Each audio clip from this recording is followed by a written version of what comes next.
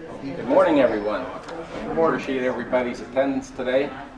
We will convene the Fayette County Commissioners meeting Wednesday, November 21st, 10:01 a.m. Please stand for a prayer and then remain standing for the Pledge of Allegiance. Shall we pray? Dear Almighty God, in Jesus' name we come before you today and we thank you for our beautiful county. We thank you for so many blessings. We thank you for traditional marriage, which PA completely supports. We thank you, Lord, for our Constitution and laws, which supports our freedom to protect oneself with a weapon, and that we find its basis found in Luke chapter 22. And Lord, we thank you for life, for babies unborn and born. We thank you for the United States military, and that you ask a special blessing upon them as they will be away from home. Protect them, Father, and bring them home safe to us. We thank you, Lord, though, Father, for right now, for those 10 commandments that are standing tall at Collinsville. We pray, Lord, that we will be able to continue to see them stand there. We thank you, Lord, for the United States of America most of all. In Jesus' name, amen. Amen. Thank you, Pastor. I pledge allegiance to the flag of the United States of America and to the republic for which it stands, one nation, under God, indivisible, with liberty and justice for all. Commissioners, if you don't, without any objection, Pastor Marietta, I think, had a few other things he wanted to add after he offered his morning prayer. Thank you. As many of you may have known, we are, as of right now, trying to keep the Ten Commandments Monument in Collinsville. It's been there since 1957. But the history of that goes back to 1943, when the Fraternal Order of Eagles started a youth commission. In 1946, Judge R.G. Ridgemer, while serving as a juvenile court judge in Minnesota, had a 16-year-old young man come before him charged with seriously injuring a man that he struck while driving a car. The judge decided to suspend his sentence upon meeting with the officer and learning the Ten Commandments. The young man said, "I do not know what the Ten Commandments say." And the judge said, "Have you never read that thou shalt not steal, thou shalt not do other things, as you know?" And the judge went on to say, "Well, they're in every law book that I have here." And he says, "Well, how am I supposed to find them?" So that judge then started to place placards around his area, and then it spread out throughout the nation. And then in 1956, Cecil B. DeMille made the film The Ten Commandments. And it turns out that one of those wonderful movie releases happened to take place in Collinsville in 1957, when the monument was placed. And Cecil B. DeMille had pushed forth and wanted the monument to be placed at approximately the same time the movie was being released in Collinsville. Collinsville at the time had 4 theaters. It had a theater, and there's also a theater in Dunbar, and there were several here in Uniontown at the time. So it just made sense. They were promoting good citizenship. They weren't necessarily promoting any religion, just good citizenship. In 1958, by the way, the ACLU actually approved this monument, saying that is fine, it can be there. The ACLU did this. But as you know, in September, the Collinsville was told that they had to move it. They were threatened with a lawsuit. And I'm asking our county commissioners to stand up with us on this issue. This is an opportunity for us to show that we believe it's a historical landmark here in our county. Also, I want you to understand that our freedoms are guaranteed by the Constitution. As an American citizen, a former United States Army soldier, this is where we find our basis for our laws. And I'm asking that we stand up for this. We'd stand up and let it be known that we want this to stay where it is. And I drew up a proclamation.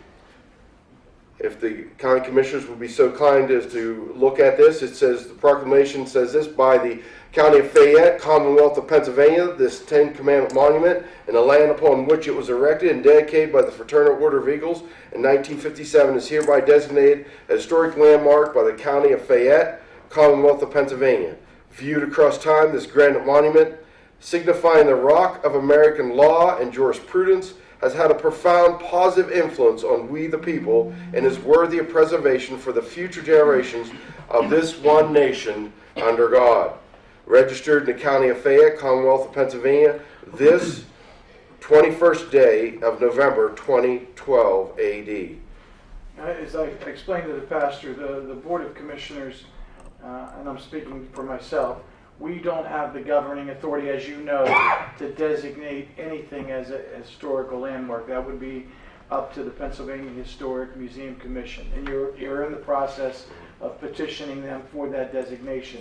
However, I do agree that the Ten Commandments is the moral cornerstone of our nation, and would gladly support any initiative to advance that message. I don't know what we would be required to do. We'd have to have our solicitors review it. This is just a proclamation just stating that you, as county commissioners, believe that this is a historic landmark. This wouldn't necessarily mean that it will mean that the state has to recognize it as such. No, just that you recognize it as a historic landmark. I do as a county commissioner and as a human being. I'll yield to my other colleagues for any additional comment. Yeah, certainly. I mean, obviously, everybody here is more than aware of the way this country was founded, based on religious freedoms. And so I agree that this is certainly a worthy cause to support, and I will. In addition, as Commissioner Zapatoski already stated, this is something that obviously we want our solicitors to review to make sure that we avoid any litigation in the future. I understand. So if you could present a copy, Commissioner Zimmerling, I'm sorry. I agree. The county commissioners, as you know, have no authority to designate anything as a historic landmark. That is up to the Pennsylvania Museum, the Historical Museum Commission, and you have to go through a process. So if the county commissioners proclaim this, as you have read it and sent this to us, it says to designate it as a historic landmark. We are unable to do that. And it would have no significance, it would have no authority, it would carry no legal weight. It would be symbolic. It would be more symbolic. Well, it's okay to be symbolic, but to actually state that we as county commissioners designate, I mean, listen to the words that you wrote and you said, designate as a historic landmark. It may be symbolic, okay, but we still have no authority, and I would prefer not to proclaim something that we have absolutely no authority to designate. So perhaps we could rephrase it. The other thing too is with respect to litigation. I recall a few months ago that there was a group of individuals who wanted the county commissioners to do a letter of support or a proclamation for something regarding the Marcellus Shell impact fees. And the majority of the board was very hesitant because there was litigation involved. Well, the same, I would imagine that the same process and same thinking of my fellow two commissioners would be the same in this manner. If anything, it could be changed that we would proclaim that it would be as the Ten Commandments having a historic significance, perhaps. But pending the litigation, pending the status of your application, I think that the commissioner should review that application, and then we can make the decision on whether or not to sign on and be a co-sponsor or something of that nature. I think you have to give the county, because it's not just us three. We are doing this. We would be holding the county as the representative. Plus, we need to have public input. Okay, on something like that, it's not just a proclamation. It goes a little bit deeper than that. So I would suggest that whoever you have preparing that document for the request, And just so you know, I've been through that. It's a very long, exhaustive process. You can provide that information to the county, and we can review it and then go from there. Well, actually, we haven't applied for Pennsylvania. We've applied for the National Historic Landmark, so this is where we're at currently. This was an opportunity. We were hoping that the county could proclaim it, whether it be symbolic or not. It helps the balls roll, per se. It kind of gives it a little kick down the road and helps it move a little better for us.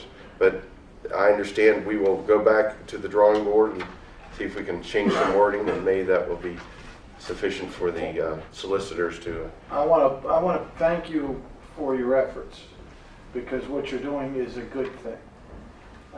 That marker was there for decades. Those 10 commandments are, as I said, the cornerstone of the Judeo-Christian society in which we were founded upon. So I want to thank you, and I will support your initiative, obviously providing it meets the legal muster that is necessary to protect the county from exposure. Okay. Thank you. And thank you, and God bless you, and happy Thanksgiving. Yes, and happy Thanksgiving to all. Yeah. Oh, Thank if you need a place to eat, come out and visit us at the church. We're having dinner at noon Thank you. tomorrow. So Thank you, Pat. God bless. Okay, under public comments on agenda items, I'm going to ask if there are no objections. I see we have a lot of very hard-working township supervisors here today, and they came to make some public comments, and I know they're all anxious to get back to work and make sure that they efficiently and effectively spend the taxpayers' dollars. So with no objections, if there's a spokesman that would like to come up and make his comments.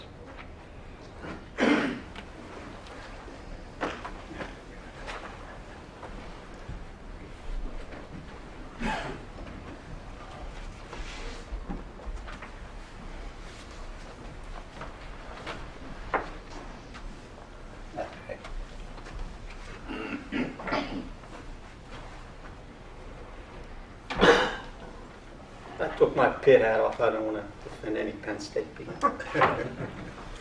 Thank you, Joe. I appreciate that.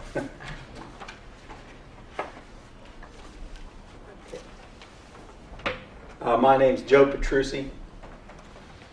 I'm representing Township Supervisors Association. And I think today we have all 24 townships represented here. The reason being, it's the single most important issue that we have ever faced. That being the Act 13 impact fee money. I'll read a statement here, and then maybe we can expound on some of the things. But we township supervisors are here because of our concern with the negative impact from the Marcellus drilling. Safety issues on our road system and how to pay for them is our biggest concern. We know for certain the Act 13 impact fee money allotted to the townships falls short of what is needed to address the problems caused by the drilling and pipeline process. And this is key. We have learned from the drilling of the many conventional wells what the actual damage to our road system is. That's been a great learning process for us. What is happening with the Marcellus drilling is and will be much more severe. And remember, the Utica Shale, which holds more gas than the Marcellus, is not yet tapped. A conservative estimate is that we will have 30 to 50 years of drilling activity in our county. Our county does not own a road system, and in no way is impacted in the adverse way the townships are. The Act 13 funding to our county is more of a pleasant windfall when compared to the township's need for these funds. A very important point to remember is our constituents are your constituents. You're one and the same.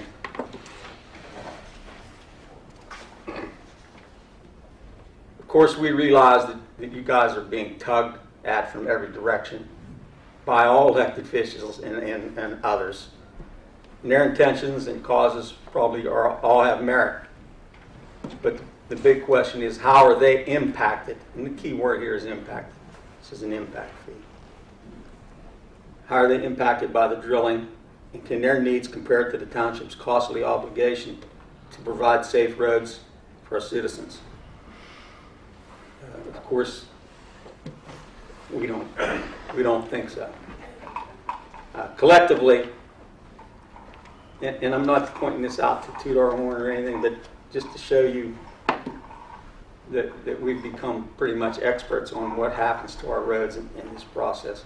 Collectively, we have 700 years of experience in serving the public. Over 700 years.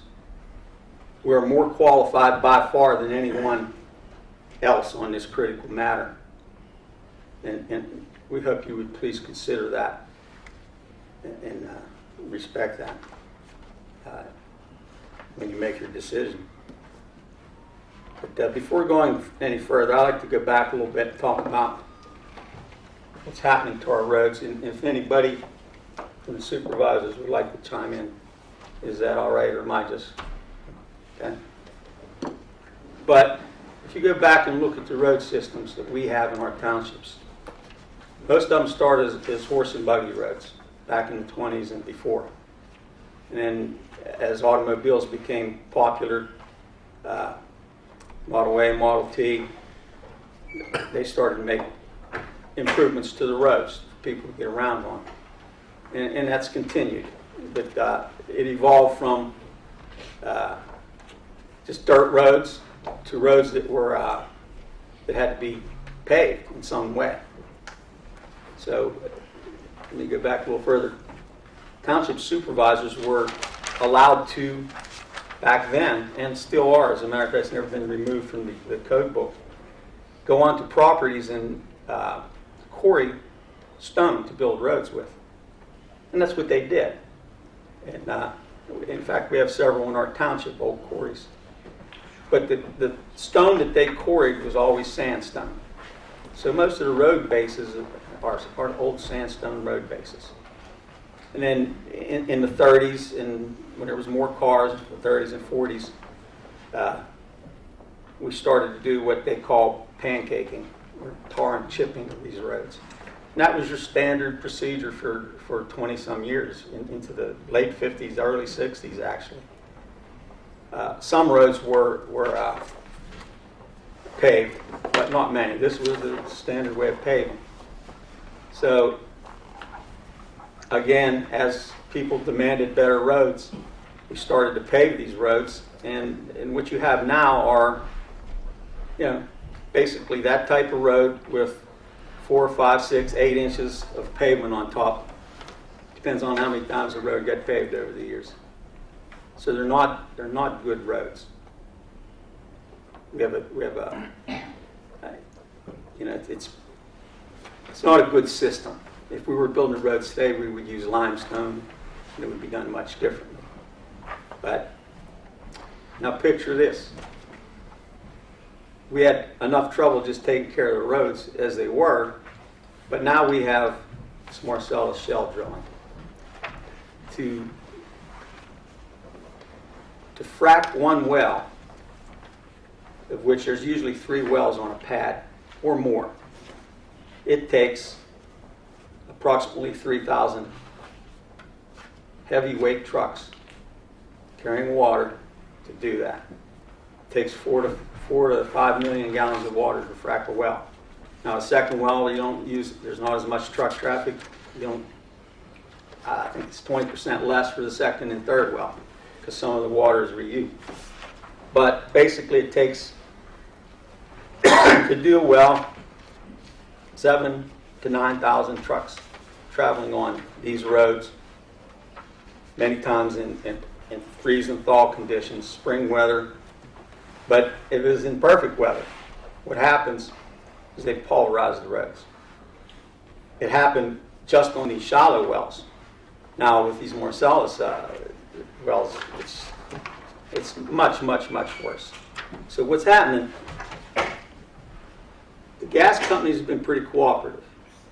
They've come in and they've paved most of the roads that they've destroyed. But they fight us every step of the way on taking care of the real problem. They come in and do what we call paint job, 1.5 inches or 2 inches, and it looks good for a while. But when they're long gone, 4 or 5 years down the road, you get the spider cracking, the road starts to fall apart, and we're stuck with it. And it's not cheap to pave a mile of road. It costs about $100,000 to put 2 inches of pavement on a road. And this is happening, folks. That's not something we're making up here. This is really happening. It's going to happen into the future. But I guess I could go on and on about how this is affecting. May I ask one question? Yeah. In your opinion, the amount of the impact fee that has been allocated to the county or to the municipalities, that falls way short of what is really, really needed to maintain the problems that you are going to incur via your road systems over the next 10, 20, 30, 40 years. Would you say that is the case? Absolutely. Yes, absolutely. So there's going to have to be steps taken, hopefully, at levels higher than the people in this room to correct this action. Well, let me shed a little light on that. Townships are only allowed to bond a road for $12,500 per mile. Okay? That was established in 1978. We have been trying to get that changed ever since. In the legislature, has it been at any? We fall on deaf ears. Obviously, the lobby for the trucking industry and whoever's in the logging industry and so forth is very strong, and they make sure that doesn't get changed. It's been tried many times. So for us to hope that this would be changed in the future, Wishful thinking of this. it is. It is. I mean, we like to say townships take a quarter and turn it into $1, and PennDOT takes $1 and turns it into a quarter. I mean, we do with a lot less every year. We have mandates. Some of the mandates that we've got now. AJ, what about the water situation then? MS4. Yeah. May I, Commissioner? Sure. I would say by this time next year, every township in this room will be mandated under an MS4. If you're not familiar with what an MS4 is, I'm sure Kurt Matthews could be more than willing to bring you up to snuff on it. He's not a real fan of an MS4. What it means is we'd have to check our water on our outflows to flow into any streams. And us smaller townships, as you guys all know, because you're familiar with our stories, the smaller townships definitely have a burden with unfunded mandates. And that's what it'll be. It'll be another unfunded mandate trickling down to the point where we'll have to go out and have an engineering company go out and survey every one of our discharge pipes. Record all the discharge pipes, and under any kind of water, any rainfall, water discharge into these streams, we'll have to test it. And that'll come with a cost.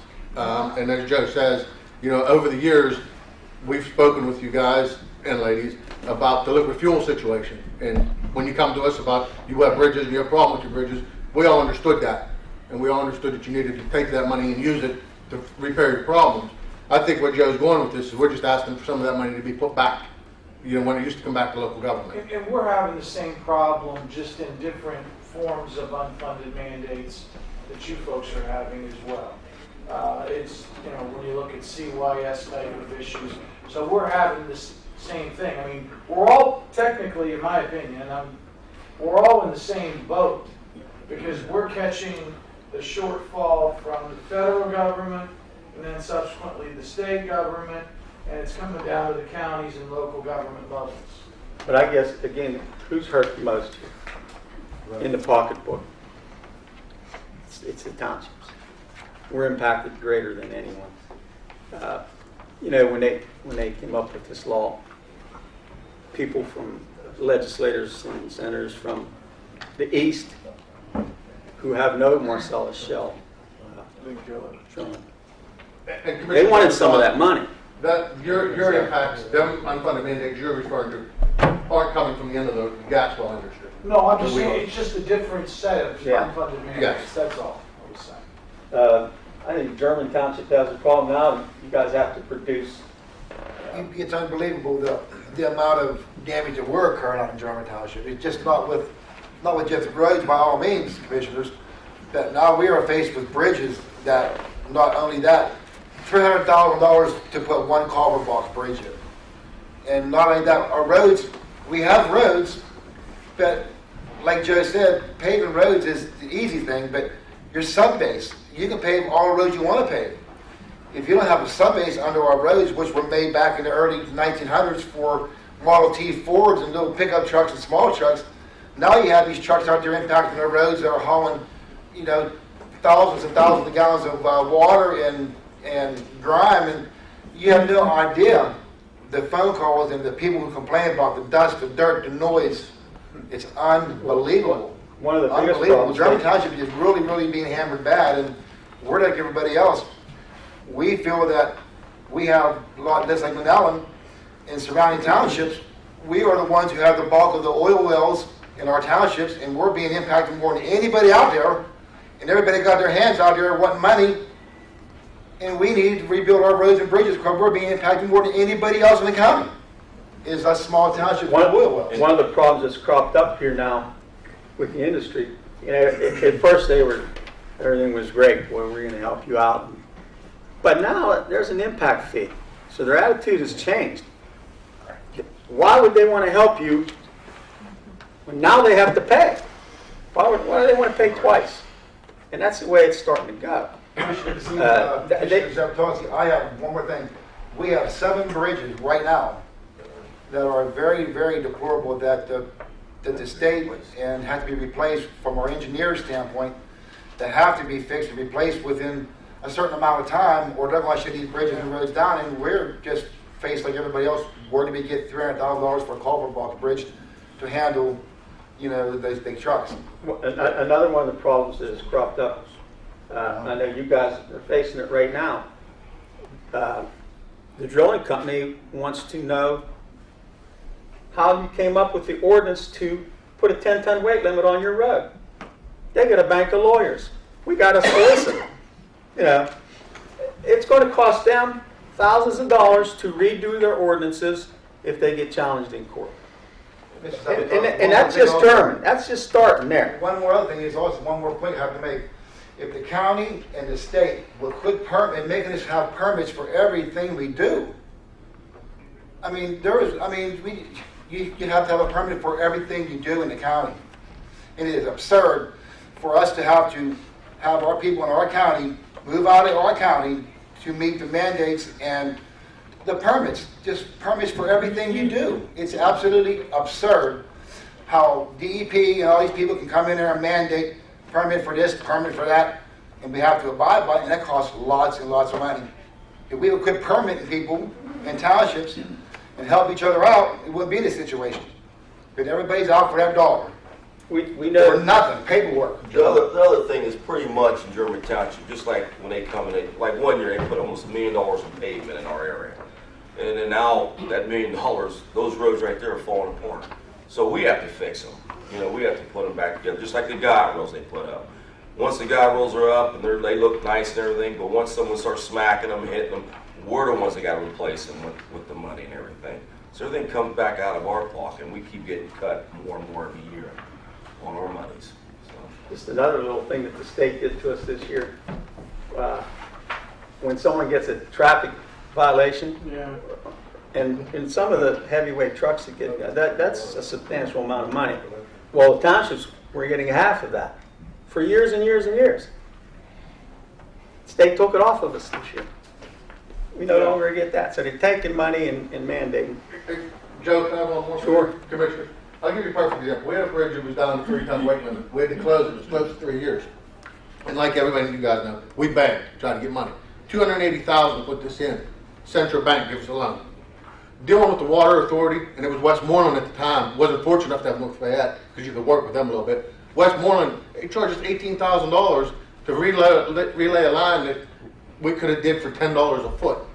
But, you know, because of them deals, and we went to the bank, we borrowed the money, so to fix that road, we tore the bridge out and we built a road. But now we got to pay that money. $300,000 for us out of a $600,000 budget. It just doesn't work out in the long run. And of course, you know, there's people impacted by that road being closed, let alone the ambulance and fire. I spoke to you guys about your bridges because we know you have bridges too.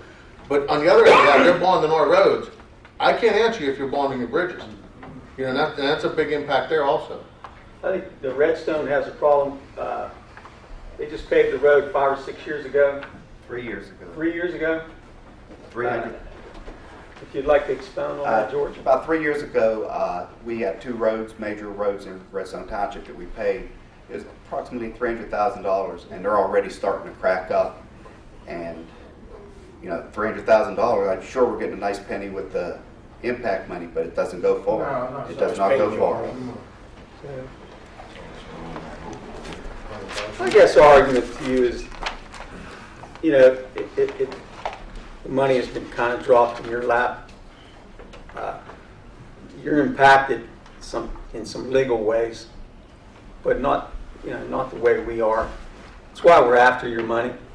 I mean, let's be true. I'd like to have it all. I'm not sure that. No, it's not going to happen. But, and believe me, we didn't bring all of these supervisors here today to put undue pressure or political pressure or anything like that. These guys, there's more integrity in this room than you can believe. These guys don't make enough money. They work their butts off. They go out in icy road conditions. You know, I could go on and on about that, but they're passionate about this, and you know, that's why we're here. But we could probably make a lot of arguments. I think you got the gist of where we're at, you know. But so we have a suggestion on, you know, what we'd like to see happen. You know, we know there's some great causes out there. You know, you got the 9/11 system that benefits everybody in the county. You got, you know, hazmat, different things that you guys, I know, could put some money to that would help everybody. But what we need to see happen, I think, here is what we need is a permanent county ordinance. We'd like a permanent county ordinance in place that redistributes the Fayette County Act 13 impact fees at a rate of 60% of what you get each year. Those funds to be divided equally among all 24 townships. The merits of this permanent system are obvious. It allows for transparency to the public. They'll know where that money's going every year. It transcends administrations. When you're gone and we're gone, the policy will be in place. We'll all know how to use that money. We can do projections. My math isn't that good. What would that equate to per? You got 1.4 million this Yeah, year. but if 60%, 24 townships, what would that yield per township? I did it at 60,000 anybody got $60,000 per township? per township with a $1.4 million aggregate. 60,000 per township? no 24 into 1.4 isn't. 60% of 1.4. Oh, 60% at 1.4. I think it's like 26,000. 26,000 per township? Yeah. And it, you know, it doesn't seem like a lot of money, but I'll give you a good for instance. With $30,000 this year, Manellan Township put 4,600 feet of water line in for with North Fayette. I mean that's big. That's an impact. So this money is significant. But ultimately, it doesn't resolve our biggest problem. But it helps.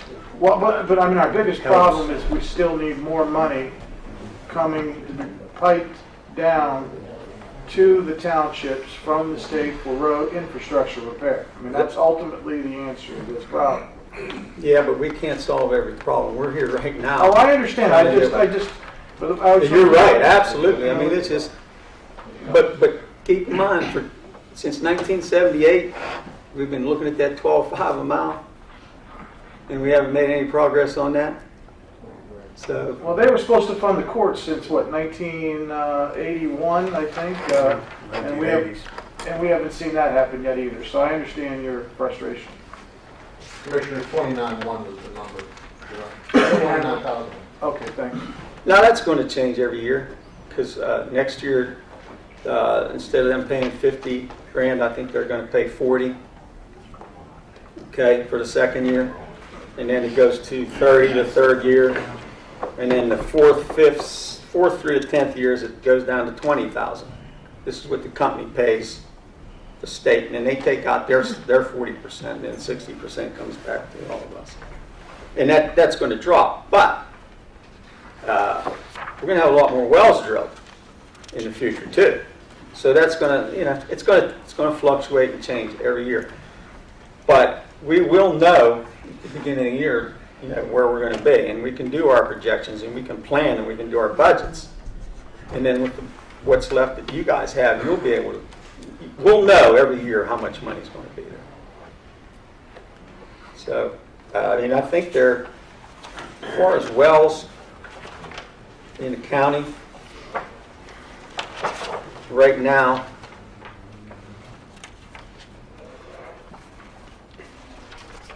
written down here somewhere. Bear with me. There's 378 wells that are permitted right now for the future. Okay, actually permitted. 246 wells have been drilled or are being developed. Okay, a lot of those 246 wells that were drilled, not all of them are horizontal wells. So a lot of them are vertical. They're Marcellus, but they're vertical, and they pay only 20% of what a horizontal well pays. So instead of $50,000, those wells are paying $10,000.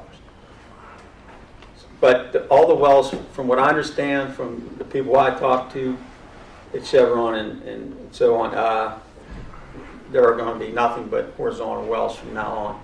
So they will be the bigger paying wells. So, that's where we are with this. I was talking about how, if we have an ordinance, it would be better. It'd be repeatable. It'd be transparent.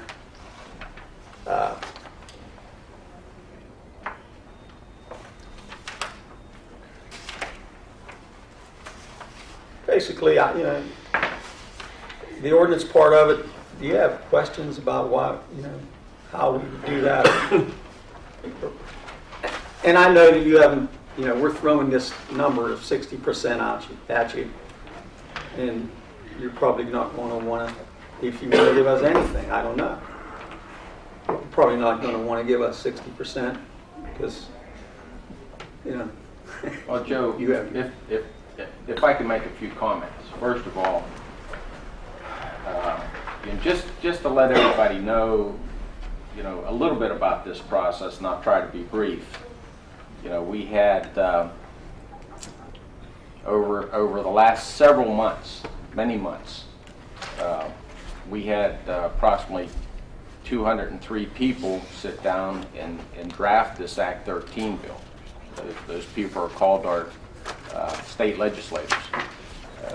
264 if you count the governor. And along with those people, there was a number of other associations. I'm sure the Township Supervisors Association weighed in and applied a little political pressure on the development of that bill, as did the County Commissioners Association, and I'm sure a lot of the industry associations weighed in on that.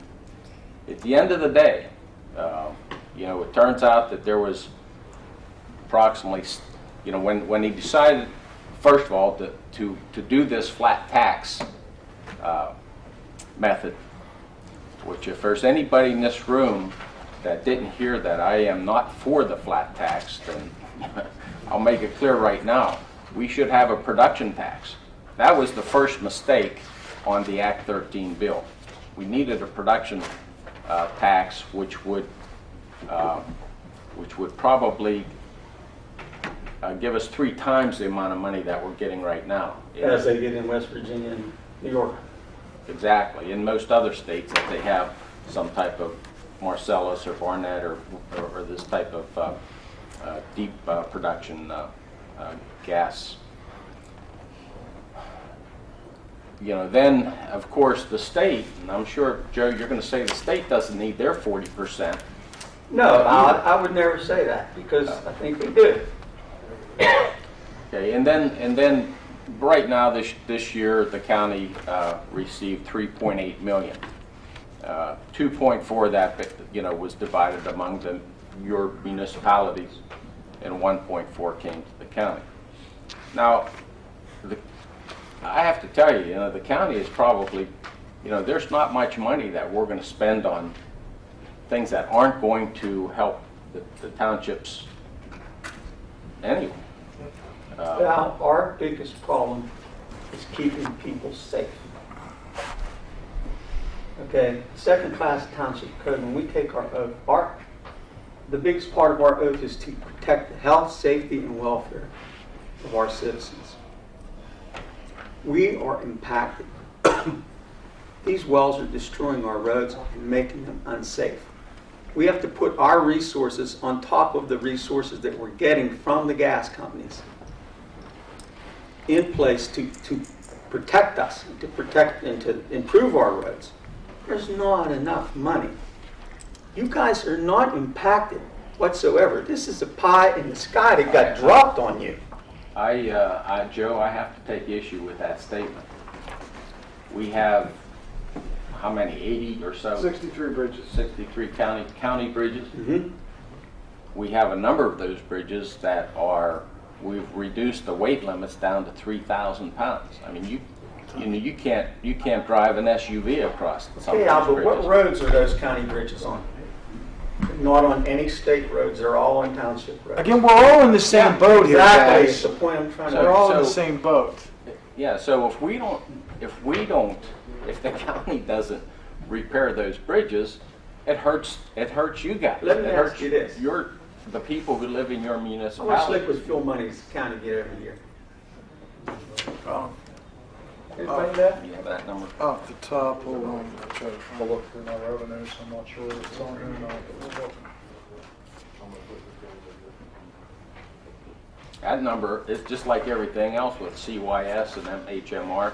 We've All seen those reductions. all those numbers are going down too. Sure. I mean, It's not like you know, we it's, want to not, leave nothing out. it's not a big secret that the federal and state governments are reducing the amount of support that they're giving local municipalities, but the mandates aren't going away. Our CDBG money has gone down about 30% in the last 5 years. I mean, we're doing more with less. And you're saying that you're not in favor of that flat fee, and no one is. That was a compromise, I suppose. I think the governor needed to do something. He wanted his cracker plants here. I think that was the gift, to get the cracker plants here, get more jobs. But no, you're not in favor of, neither am I. But wouldn't you like to be able to change that? So you can thumb your nose at them and say, here, we're going to give the township something that they should have had. Something that you need, but you don't really need, because if it wasn't there, you would still be conducting county business and fixing bridges with liquid fuel money and doing what you have to do. This is a pie in the sky for the county. You know, we've been operating with bandages on our bridges. Yeah, I mean, it's been a rough road with our liquid fuel. and the townships used to get some of that liquid fuel money. If we could have done that, we could have used if we could have used the liquid fuels money to solve all our bridge problems, it would have been done. You know, there's not enough, we're not unlike you, there's just not enough money there. You to guys do are everything. aware that you can, now, let me draw back a little bit. On every township road in this county, there are leases for gas, okay? So there's going to be drilling on every one of these township roads sometime in the future. Let me back. You can't, not everyone, because some of the gas wells will be accessed, from state roads. But most of these township roads are going to get affected. And where you have bridges, they're going to be affected. Do you guys know that you can bond your bridges? Joe, can I say something? Sure. My name's John Yanko. I'm supervisor with Joe at Manila, and I'm also the president of the Fayette County Supervisors Association. I'd like to thank Joe for being the spokesperson here for all of us here today. Just to elaborate on a few things, you talk about experience. There's 3 supervisors sitting in this room today with at least, including myself, 75 years experience. That's more than the 3 of you have all put together. We talk about the liquid fuels, the county bridges and everything. I know for a fact, bridges that we have in our township, and it was told to us that we're allowed to do it. You don't have to build those bridges with a bridge. We can do it. The state can do it. We can put a pipe. As long as that pipe is the size that hydraulic flow can handle. You can do it, and I'm sure you can do it. You don't have to replace a bridge with a bridge. That's going to save you thousands and thousands of dollars. Some of these bridges that you build, they're overkills in my opinion. You don't need those types of bridges. We never had that kind of truck traffic. You can put that same thing in with a pipe. And correct me if I'm wrong, Joe, is that what we were told? Yeah, absolutely. Because we had a lot of construction going on with 43 and the impact from the wells and everything in Manila Township. Even though we didn't get a lot of those wells, we get the impact more than a lot of people do. So there's other ways that you can look at this. And from my standpoint, we used to get liquid fuels years ago. We used to make out County aid applications, and that helped the townships tremendously, and I'm speaking from experience. The cost of what it costs to pave a mile of road today compared to when I started as supervisor is 4+ times more what it costs now than it was back then. So a lot of those bridges that you're looking at, and I think you need to look at these things and get these answers, you do not have to replace those bridges with a bridge. I made a notation on that. We're already looking into that. That's something that should have been looked at years ago. I wasn't around years ago. The fact is we have to use we have to use every advantage. We have to be efficient and effective. If we can put non-structural bridges in, first of all, with less cost. Well, it's still unlimited, and we can eliminate the cost of routine bridge inspections. but Commissioner, we've done it. We've actually physically did the work. You have a bridge department. They don't have to build those bridges. They can put a pipe in. It's not that hard to put a pipe in. All you got to do is hire a contractor, somebody with a machine big enough to do the excavation work that you need. Your bridge department can handle the rest of it. We've done it. We've done it 3 or 4 times, and it works very well. Okay, well, just I have to say that our bridge department has done a lot with very little, and most of you guys know that. So and we will continue to get more efficient as we go forward. Now, folks, we still have a commissioners meeting to get in, so if you could make some final comments and wrap it up, I would appreciate it. What can we get some kind of an answer from you? Well, I can tell you this, Joe. From our perspective, just like your perspective, every dollar that we are going to spend is going to have to be prioritized so we get the most efficient use of that money. So, and I can tell you, we've already had requests from township supervisors to do certain things, and we will look at those very seriously Where they make sense, Here's going to be your problem. You're going to sit on all this money. Okay? And each year, you're going to have people coming to you. And then you're going to have to decide who gets what. You're sitting there as, when it comes to this technical stuff, that we know, you're lay people. Well, actually, And you're I'm not, Joe. What's that? I'm not. I have an engineering background. Yeah. So I'm not, is what you're talking, a lay person. I probably understand more about bridge construction than a lot of people. Well, but you don't understand road construction as much as we do. We live it. We breathe it. We see it. Man, I'm telling you. There's nobody at PennDOT knows more than this group. But yet when they did this Act 13, they didn't have someone like us out there telling them what was going on. Yeah, we had our organization there. So, I'd like to get an answer. The most important thing to come up is the safety of everybody that has to travel those roads. Let me make one more example here. The townships and other municipalities, we take care of about 1,600 miles of roadway. We get about $1.8 million of liquid fuel money from the state to take care of those roads. Yes, we have our own budgets too, but that's what we get from the state. PennDOT has 800 miles, slightly less than 800 miles of roadway to take care of in Fayette County. You know what their budget is? $19 million. If that doesn't blow your mind, nothing will. That's crazy. That proves that we do more with little. We have the same problems as they have. We've got union shops. We got people that need wages. We got every problem they have on a smaller scale. But In two different specifications. what's that? And in a lot of cases, some Oh no. different. Oh no. Absolutely not. So I think we presented our case. I think what you need to just keep in mind that we need to keep our roads safe. We need every single dollar that we can. We don't have enough. If we can get 60, 50%, here, let's negotiate 50% of your money.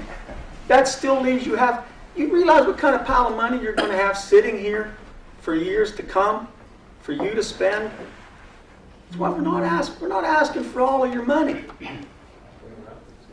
We're not. But you're going to have people tugging at you. And then how are you going to decide? How are you going to decide? What if you get a couple of unscrupulous county commissioners that say, I'll spend $100,000 in this community, and I'll spend 80 over here, and I'll give this group 50, and I'll have their votes forever. You got to think of that, because that could happen. I'm not saying it's you guys, but this could happen. And it could happen with township supervisors too. So that money's going to be a problem to you.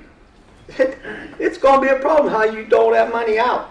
You're going to be in the public eye year after year after year. If you would come out and say 50% of this money is going to go to the townships, and these people with all this integrity and all this experience are going to take it out and spend it, and we have a track record of spending our money properly, then have your problem solved. Take your other half and do what you want with it. We need that now. We need it. I guess I've said enough. Thank you. Thank you. Appreciate that. Thank you, John. Okay. I'll put my pit hat on. Okay, item 4, proclamations. We have 2 today. Is there any other public comment on this agenda? Yes.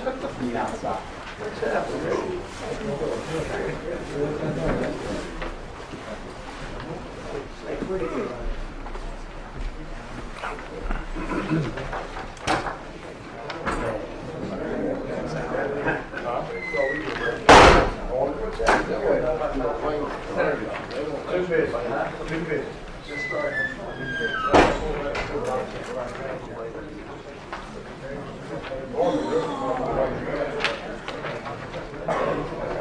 Bob Softcheck. I reside at 55 Francis Street, Uniontown, Pennsylvania. I'm the general manager for the North Fayette County Municipal Authority. And why I'm here today is to explain, I think there's a resolution on the agenda to extend the life of the authority for an additional 50 years. The initial incorporation of the authority was in 1955. It was incorporated by the Borough of Dunbar. At the time, it was incorporated for a period of 50 years. And Shut that back. Thank you. Oh, there you go. okay. Sorry, Paul. And the borough incorporated the authority in 1955, the Borough of Dunbar. It could have been established for a perpetual time, but it was not. It was only specified to be in existence for 50 years. In 1975, the County Commissioners joined the Borough of Dunbar in the ownership of the authority. And in December of 1978, those articles of incorporation were amended again to extend the authority for 50 years, which means that the existence of the authority would cease in December of 2028. In 2010, the townships of Lower Tyrone and Perry Township approached the authority to extend water service into their townships. There were 130 connections, about 320 residents that benefited from the extensions. That was a $3.1 million project. It was funded by a $1 million grant from the Pennsylvania Department of Community and Economic Development. And there was a $1,700,000 grant from the United States Department of Agriculture. It's a $112,000 borrower contribution and $967,000 40-year loan from the U.S. Department of Agriculture, and that's basically the reason for the request to extend the existence of the authority. The loan would be extend out, and if it was closed this month, it would extend out to 2052. And as you can see, the existence of the authority was to cease in December of 2028. So in order to guarantee the loan, the authority would have to be in existence through the period of the debt payback. So that is the main purpose of the extension that's being requested at this time. It would be 50 years from the date that the Commonwealth would approve the articles. Conceivably, it would be out until 2062. Of course, it can be dissolved at any time prior by the county and the Borough of Dunbar. Yeah, Bob, the reason why, when it was at the agenda meeting, it just said a 50-year agreement, and all of us were a little confused as to what that meant. Yeah. That's why I asked that you come and clarify. Well, and let me add to that. Thank you for coming. But let me add to that. At the agenda meeting, when that item came up, I did ask staff, what is this item about? And there was just, I don't know, shrugging. I think it was a failure in our bond. No, it wasn't. No, it wasn't. Okay. They should. No, hold on. All right. Okay. And it was, I don't know, I'll get that information. So, that was the response back. So after that meeting, then within an hour, the staff did forward copies of email communications. Okay, those email communications were from, I think it was Thorpe Reed. Is that Yes, who? it's Okay, yeah, Lisa, Chianza. John Cupp, our solicitor, Ken Berkeley, solicitor, Amy Revac, chief clerk, and it was informative. The problem is, and that it's not your problem, it's our staff problem that needs to be corrected, is all those emails and communications and information was all the way 45, it started back in October. So what we need to do is to make sure that staff knows that when a request is made, that they immediately, inform the 3 commissioners, because I had about 3 days to find out what this was all about, whereas 4 or 5 other people had all these communications for 45 days ahead of time, and with a simple button of forwarding, it would have been resolved. So it wasn't your fault. Your agency made the proper request to the proper person. We have our internal issue that we have to take care of. So thank you for that information. We do have the resolutions and we do have the information, and thanks for coming and explaining them again. Thank you. Thanks, Bob. Thank you, Bob. Any other public comments on the agenda items? Seeing none, we'll go ahead to the proclamations. We have 2 proclamations today. The first one is the proclamation for the Pancreatic Cancer Awareness Month. And since we don't have anybody here, I'll just read this. This is for the month of November 2012, whereas in 2012 an estimated 43,920 people will be diagnosed with pancreatic cancer in the United States, and 37,390 will die from this disease. Whereas pancreatic cancer is one of the deadliest cancers, is the 4th leading cause of cancer death in the United States, and is the only major cancer with a 5-year relative survival rate in the single digits at just 6%. Whereas when symptoms of pancreatic cancer present themselves, it is usually too late for an optimistic prognosis.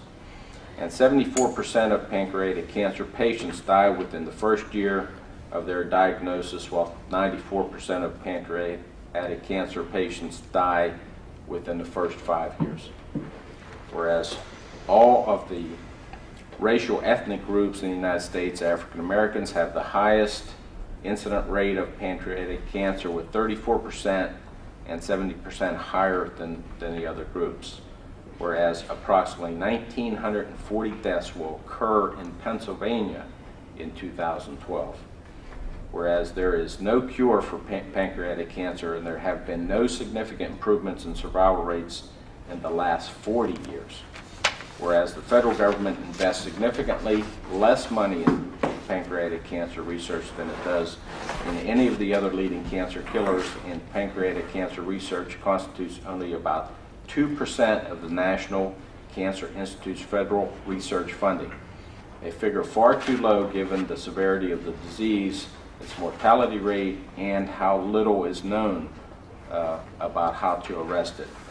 And whereas the Pancreatic Cancer Action Network is the first and only national patient advocacy organization that serves the pancreatic cancer community in Fayette County and nationwide by focusing its efforts on public policy, research funding, patient services, and public awareness and education relative to developing effective treatments and a cure for pancreatic cancer. Whereas the Pancreatic Cancer Action Network and its affiliates in Fayette County support those patients currently battling pancreatic cancer, as well as those who have lost their lives to the disease and are committed to nothing less than a cure. Whereas the good health and well-being of the residents of Fayette County are enhanced as a direct result of increasing awareness about pancreatic cancer and research into early detection, causes, and effective treatments. Therefore, be it now therefore we, the Board of County Commissioners of Fayette County, hereby proclaim November 2012 Pancreatic Cancer Awareness Month of Fayette County. The next proclamation is for the Adoption Awareness Month. And I would appreciate Mr. Zavatowski, since he's extremely familiar with this process. I'm very proud to be an adoptive parent. Every child deserves a loving, nurturing, permanent home. Sadly, 4,000 to 8,000 abused and neglected children in Pennsylvania are waiting for such a home.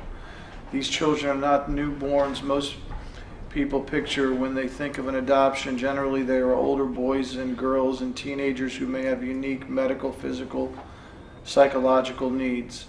Adoption gives them a brighter future, brings great joy to adoptive parents, and fewer demands on social services.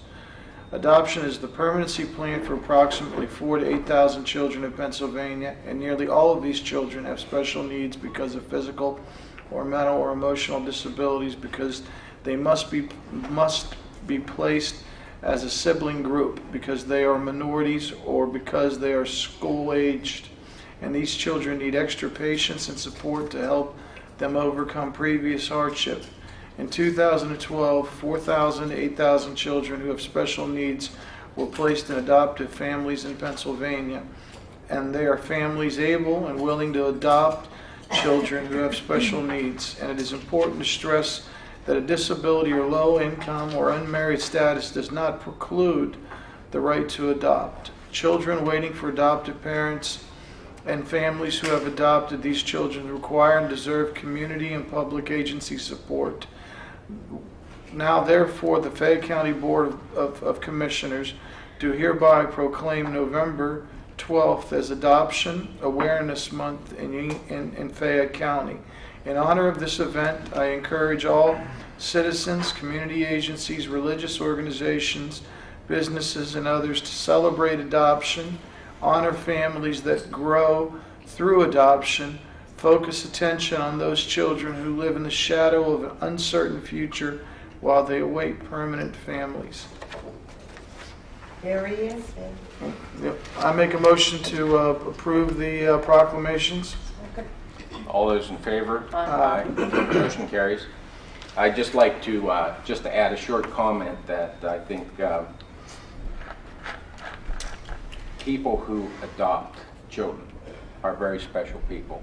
And I'd like to acknowledge Commissioner Zapatowski for those efforts and to make a difference in somebody else's life. I thank you, Commissioner, but I assure you the difference that was made by him, not me. And he is voided in our heart, my wife and my heart. So God bless it. God bless all the children. Move on before I start crying. So. Okay, the next item is the assessment office. Let me interrupt. Rather than going to number 5, I see that Madonna's here from Veterans Affairs, and that's item number 14. She's been sitting here for about an hour, so I'm sure you would like to get back to work. You're here. I mean, normally we do not have department heads needed at this meeting, but I know that you weren't at the agenda meeting, so I would suggest we move number 14 ahead, so then she can return to her office. That's fine.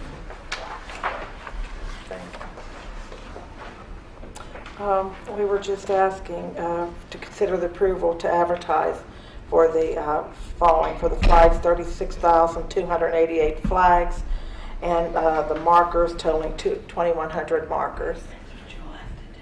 And I think there was a question at the agenda, someone had asked, the agenda meeting. Yes, Greene County did go in with us, and they're asking for 7,488 flags out of the 36,288, which is 624 dozen for Greene and 2,400 dozen for Fayette. And Second. All those in favor? Aye. Motion carries. thank you. Thank you. You're welcome.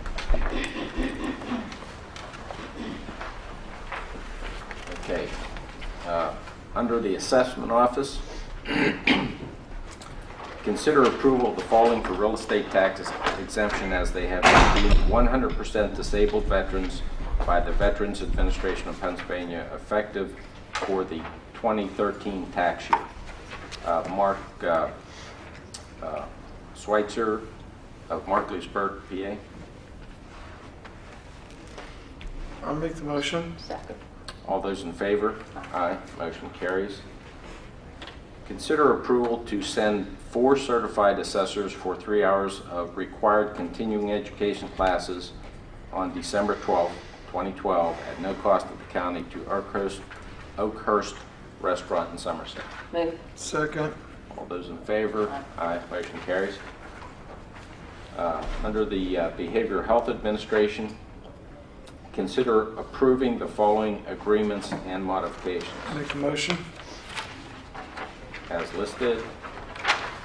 Second. All those in favor? Aye. Motion carries. Item 7, Children and Youth Services. Consider approval of the, I'll just read them off, that's okay. No, it has to be separate. They're different. Yeah, they're different. Different. Yeah. Consider approval of the fiscal year 2012-2013 purchase of service agreement between the County of Fayette through Fayette County Juvenile Probation and Jamonville of Hopwood, PA for the provision of competency-based and victim awareness training and education for the delinquent youth. This is a repetitive 3-session group-based program at a rate of $1,120 per session. Move. Second. All those in favor? Aye. Motion carries. Consider approval of the fiscal year 2012-13 purchase of service agreement between the County of Fayette through the K-Ton Design Group of Uniontown, PA for website design with content management software, CMS. This is a project cost estimate to include approximately 18 hours at $50 per hour of professional design time to redesign the website, one-time fee, and additional 4 hours of free training for staff to be able to manage and update the website in-house. This will further allow for the requirements to make the site accessible for modified formats such as screen readers. Move. Second. All those in favor? Aye. Motion carries. Consider approval of the upgrade of the cell phone system to include a data package that will be used by caseworkers in the field to access the data management. We will continue to have 15 phones and we'll replace our current phones with Samsung Stratosphere smartphones at a cost of $0 and a monthly cost of $890.25. Move. Second. All those in favor? Aye. Motion carries. Consider approval to advertise for bids on the purchase of 6 tablet PCs to be used by the new staff of the agency is requested. Move. Oh, yeah. Move. Wait, no. It's got to continue. It's on the second page. Consider 6 tablets to be used by the new staff is requesting. Okay, consider approval. No, This is That's 2 different things. Yeah, I make a motion. Okay. Second. All those in favor? Aye. Aye. Motion carries.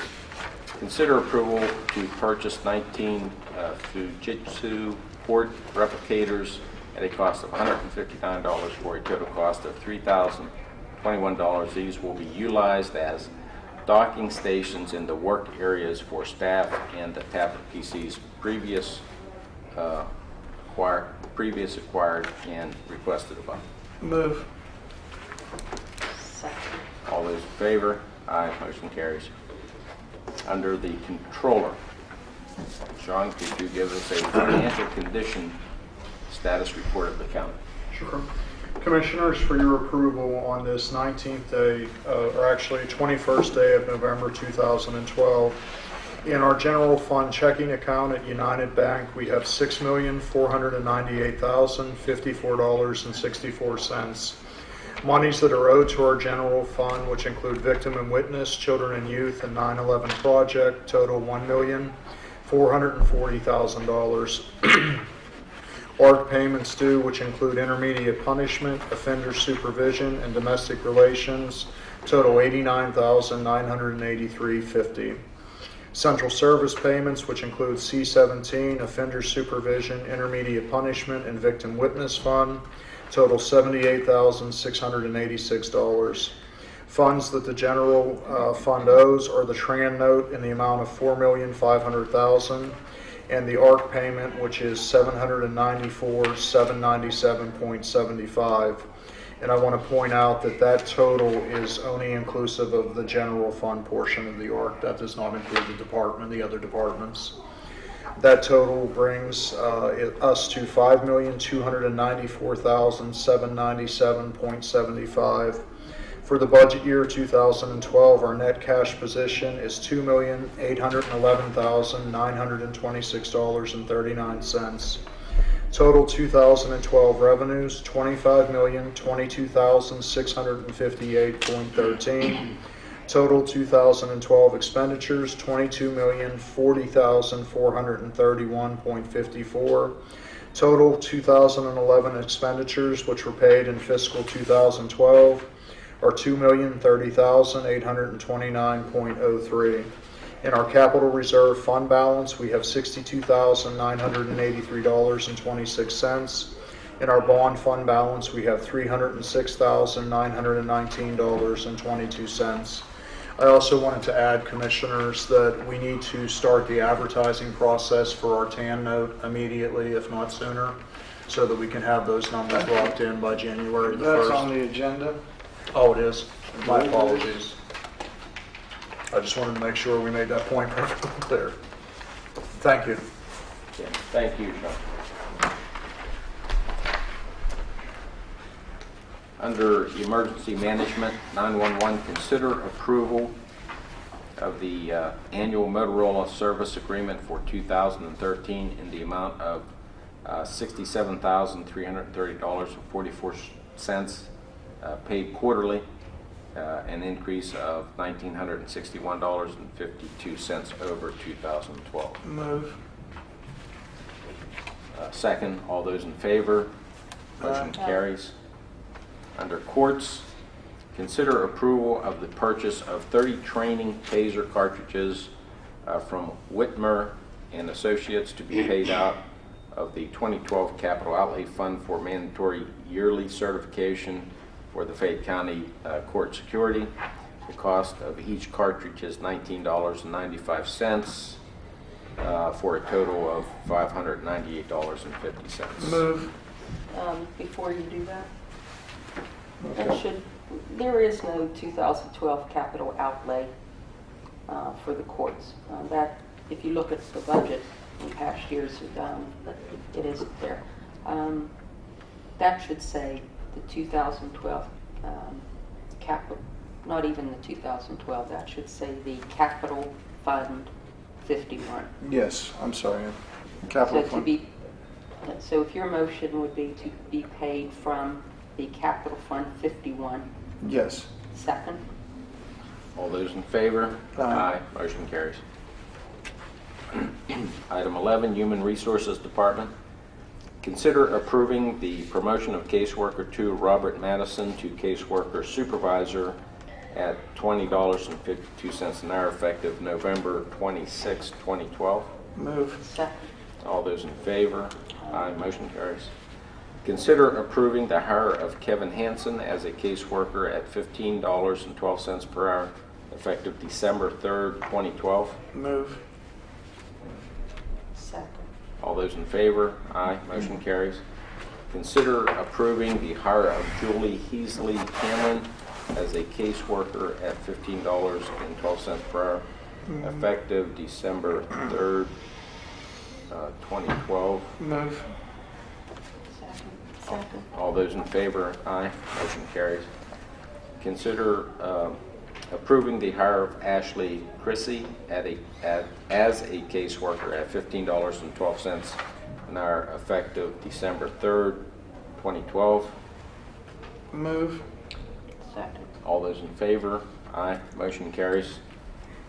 Consider approving the hire of Heather Hess as a caseworker at $15.12 per hour effective December 3rd, 2012.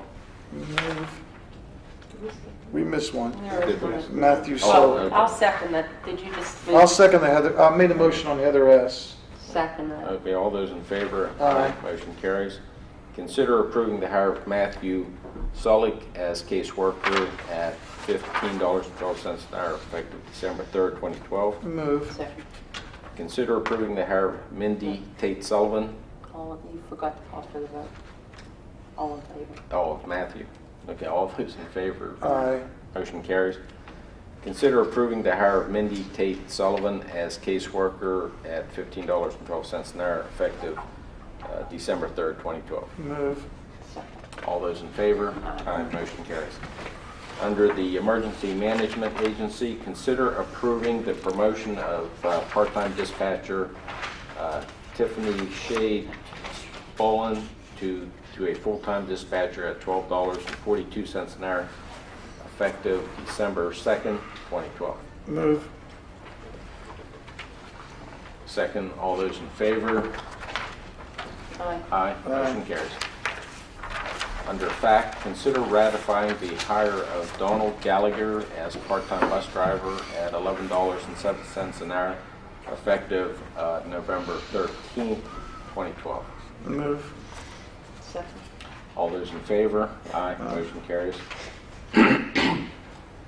Under the Fayette County Behavioral Health Agency, consider approving the 2013 Fayette County Behavioral Health Administration compensation plan for a period January 1st, 2013 through December 31st, 2013.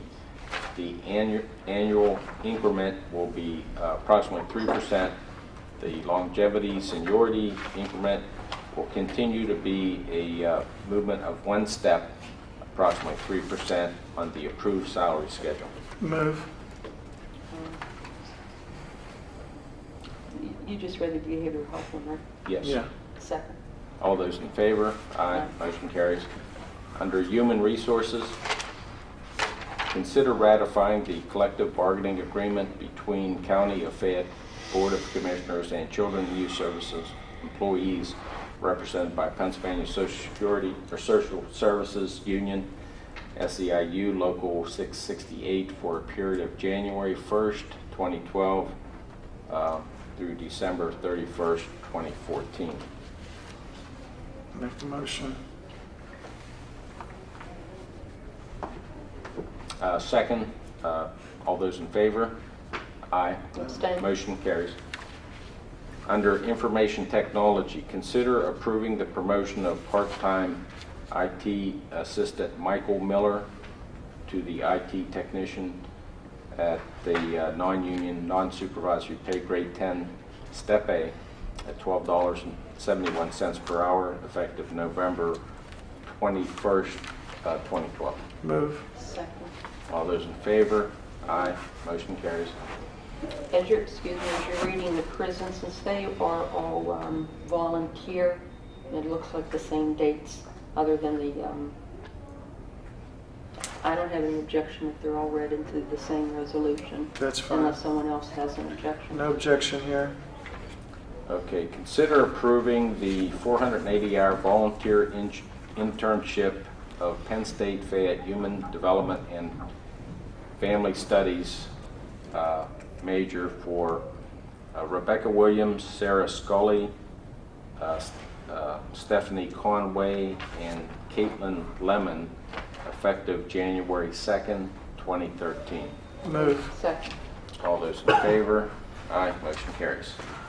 Under Tax Assessment, consider ratifying the temporary hire of Kelly Ash as Department Clerk 1 at $9.41 an hour, effective November 14th, 2012. Move. Second. All those in favor? Aye. Motion carries. Consider approving the hire of Patricia Hoban as mapping technician at SEIU pay grade 7, step A, at $11.07 an hour, effective November 26th, 2012. Move. Second. All those in favor? Aye. Motion carries. Veterans Affairs, consider approving the transfer of Account Clerk 1 in tax claim Donald Sippel to the Chief Veteran Service Officer at SEIU pay grade 11, step A, at $12.70 per hour, effective December 3rd, 2012.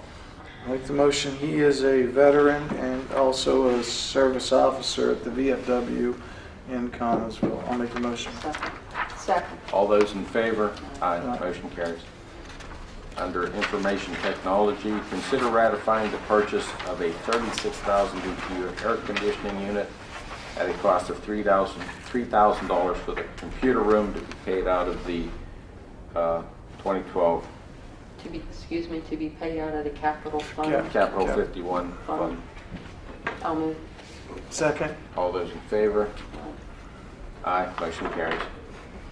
Under Planning and Zoning, consider renewal of the annual agreements with the following third-party agencies to perform inspections for the UCC for a period from November 20th, 2012 to October 31st, 2013.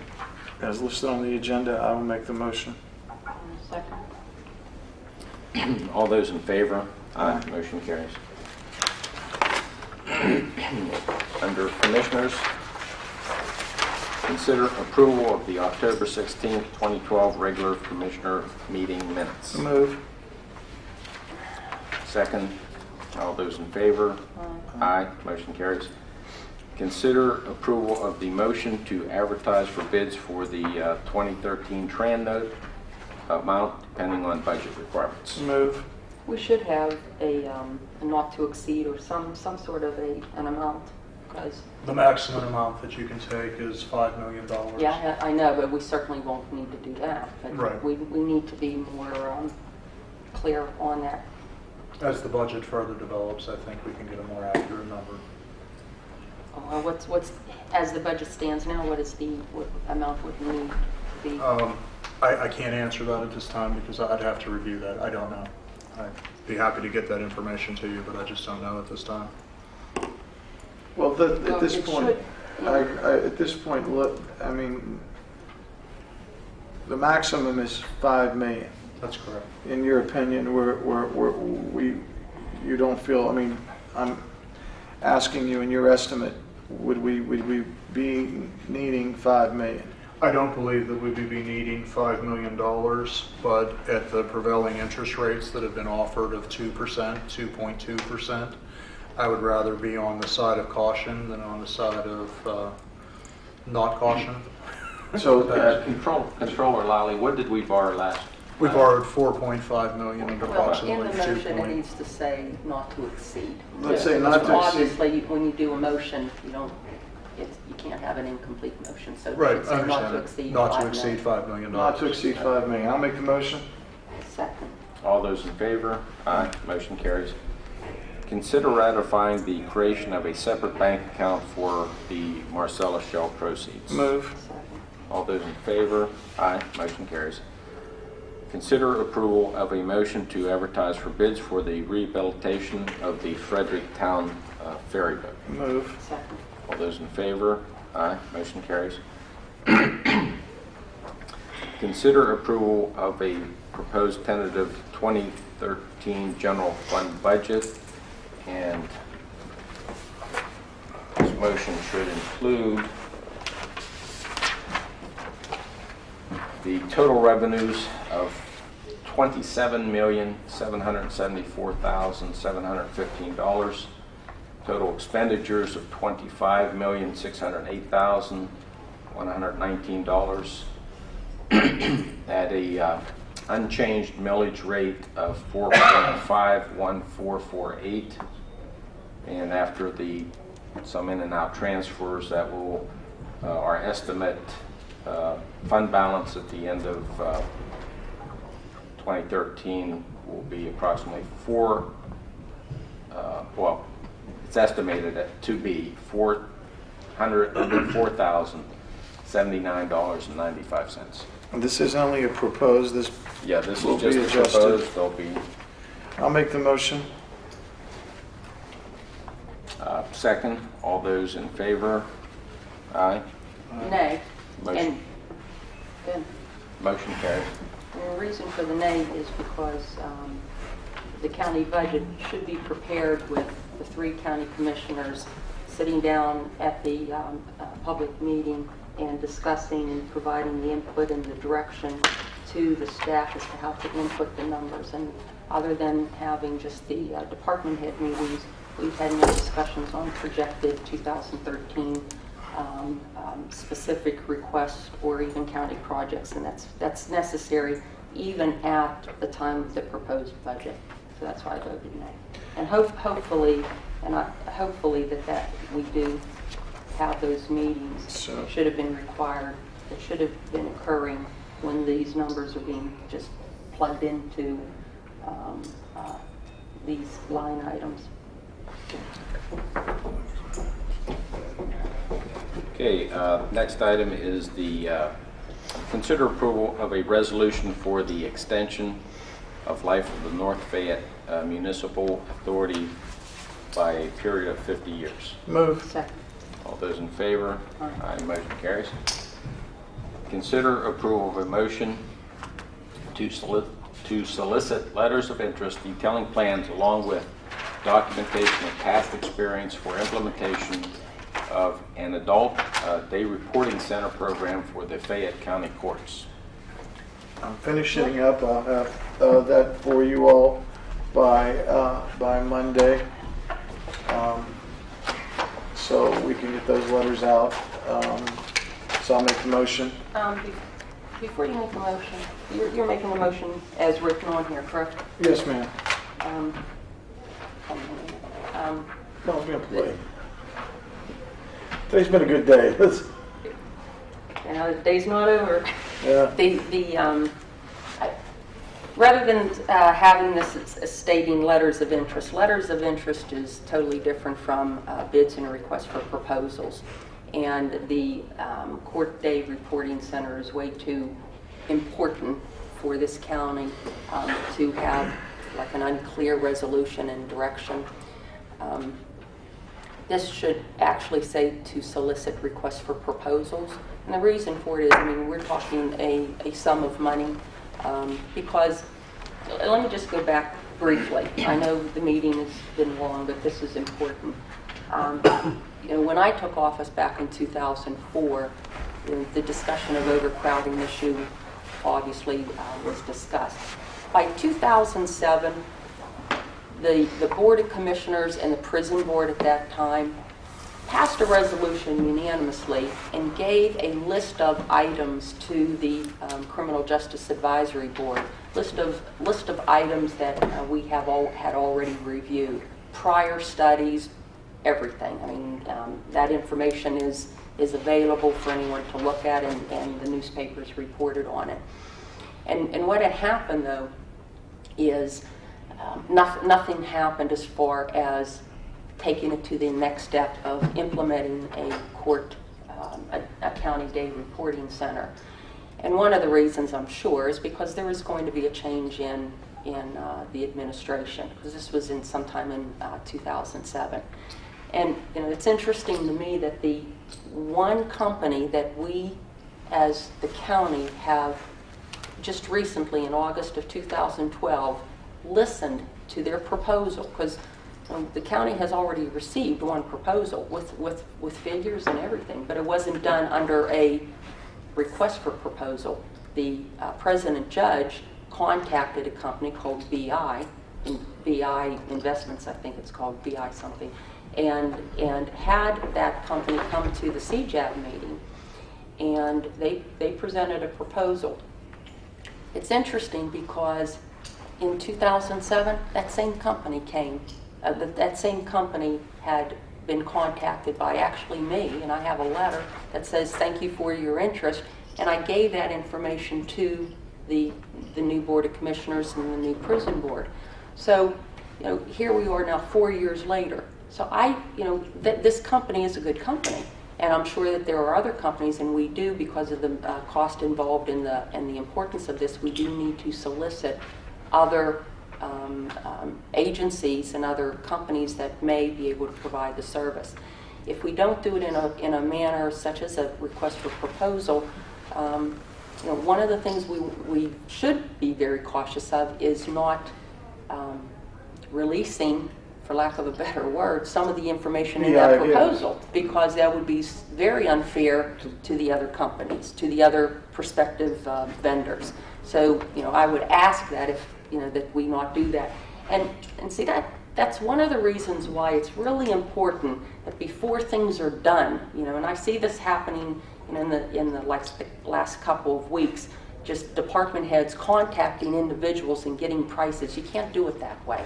It's not the proper method. It does not it doesn't meet all of the requirements for county code. What the court system did is they contacted this company. It's now called Geo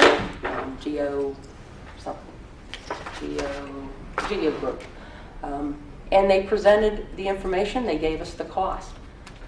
We need to allow and permit other prospective vendors and vendors to provide that same information. Whatever we asked for, so as you prepare for whatever we asked for from BI, and I'm sure that the courts can give you that, we need to make certain that those same items, the scope of work, is included For everyone, yeah. it has So to- you want to call this a request for proposals? I would say. And I agree with you. Okay, I wrote something down, and I'm just going to throw this out, okay?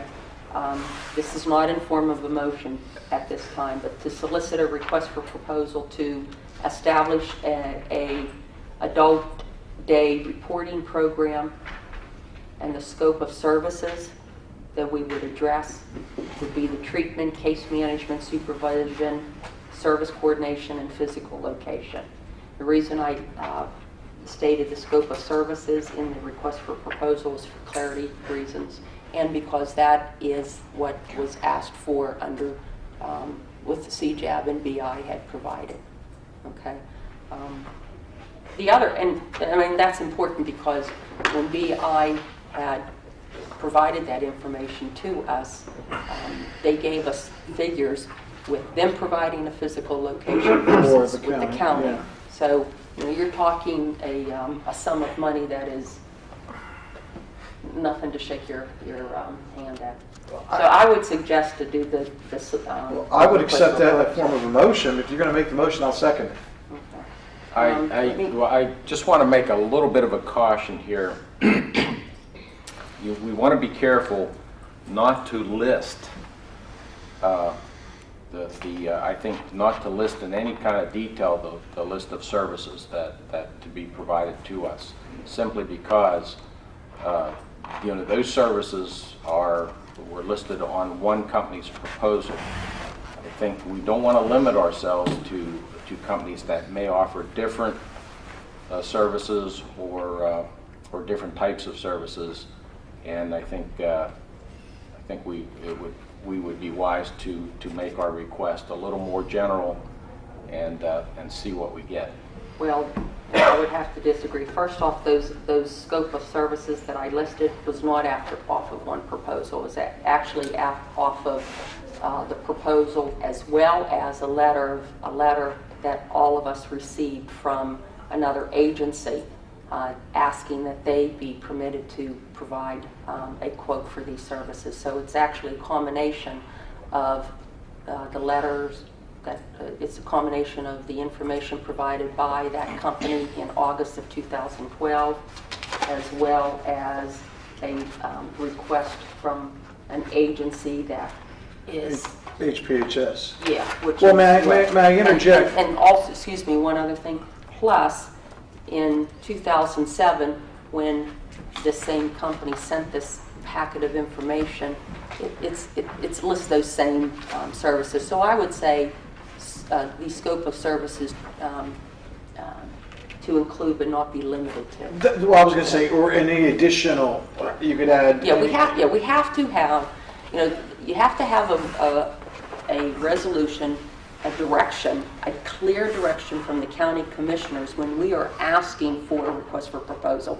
If you don't designate some sort of the definition of a scope of work, we're not going to get the same thing. And that comes just from years of experience as being a commissioner. But in your motion, we can I include can any say that. additional programming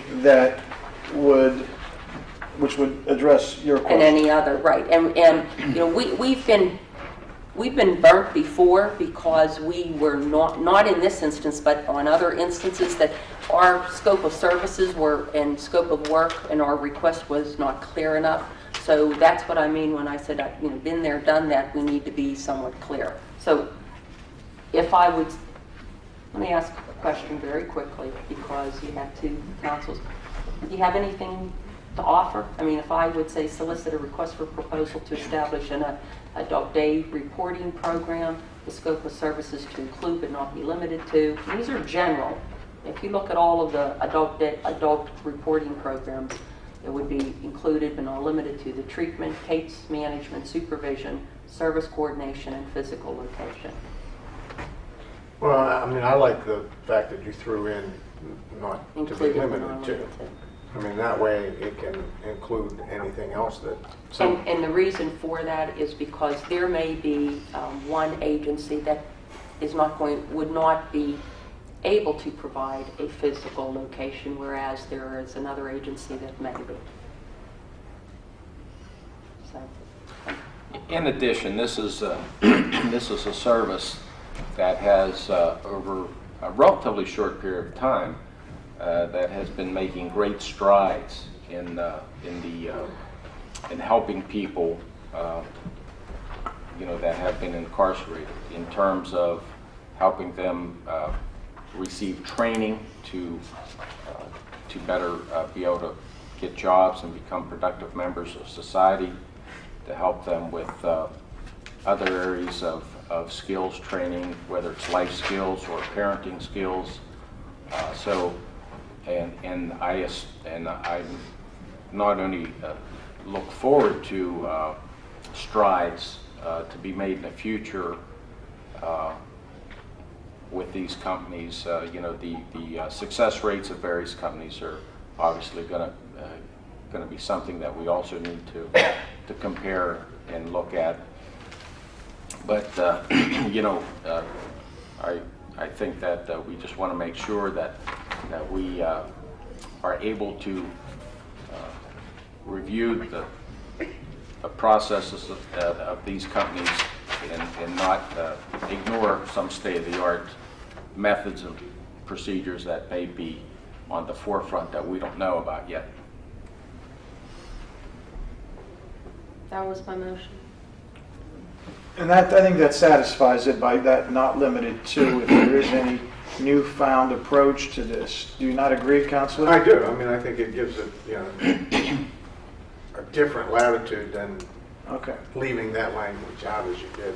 Okay. I'll second the motion then. Okay. All those in favor?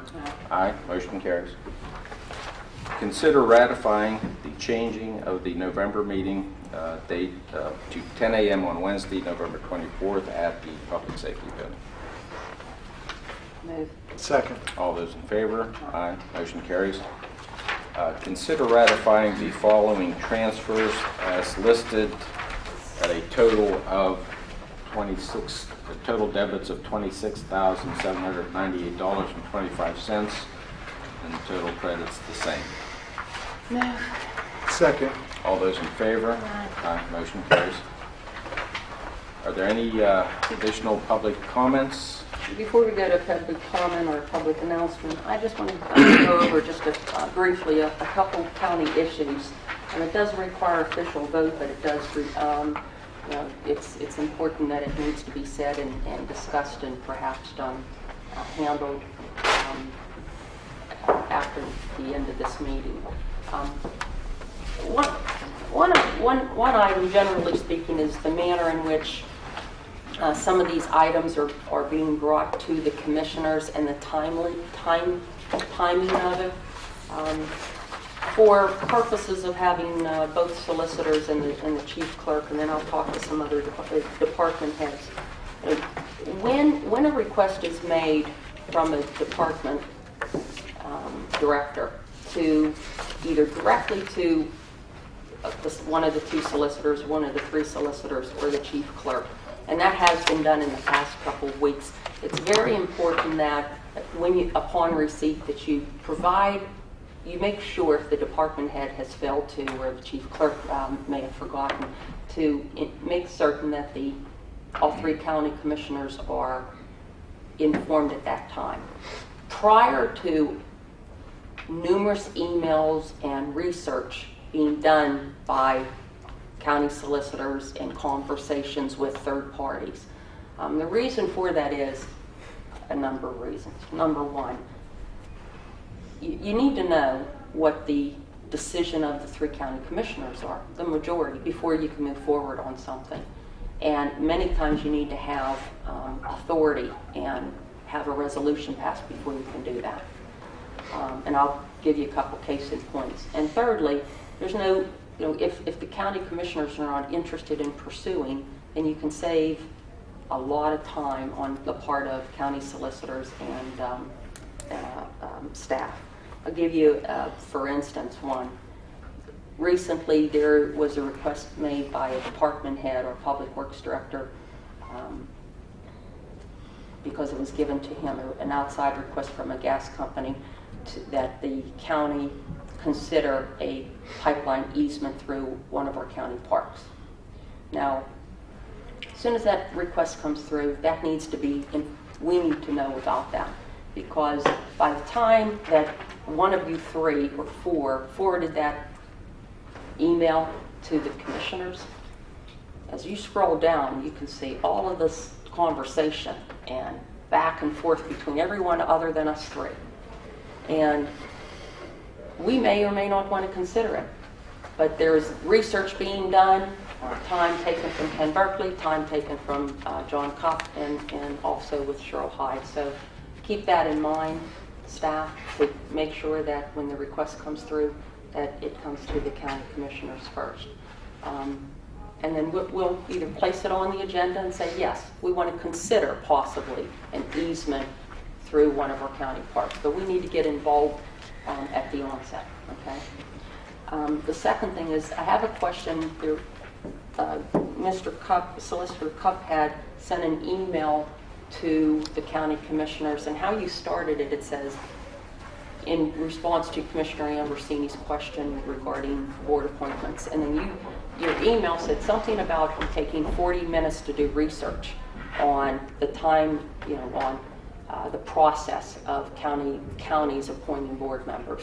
And after your statement of 40 minutes of research, and then you provided West Law, you asked Ken Berkeley, solicitor, to weigh in, and he came back with, no, I think his statement is one sentence was, you cannot fill a vacancy, you cannot fill a seat until it is vacant. But I don't even know what the question was, okay? And I'm wondering why, there is like a delay. We obviously can't fill a seat until it's vacant, but we most certainly can, unless we're in that type of a year where we have a lame duck commissioners and we don't hear. We can start the process in a very timely manner. What Fayette County has done, and it has caused county boards and county authorities problems, is we've waited too long to make our board appointments. You can say in November that we appoint so-and-so to be effective on, we've done it in the past. I would hope we could, because then all those years that Commissioner Zabatowski and I served together in my prior years, and we did it wrong. And I don't think that you can say that, effective on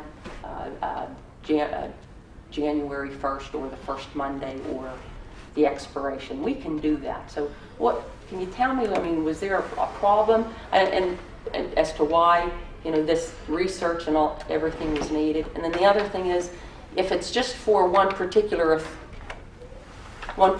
authority or board, I see that, we had a email from the airport, and I know they said that they want to change their bylaws, and it would possibly change the terms of the board members.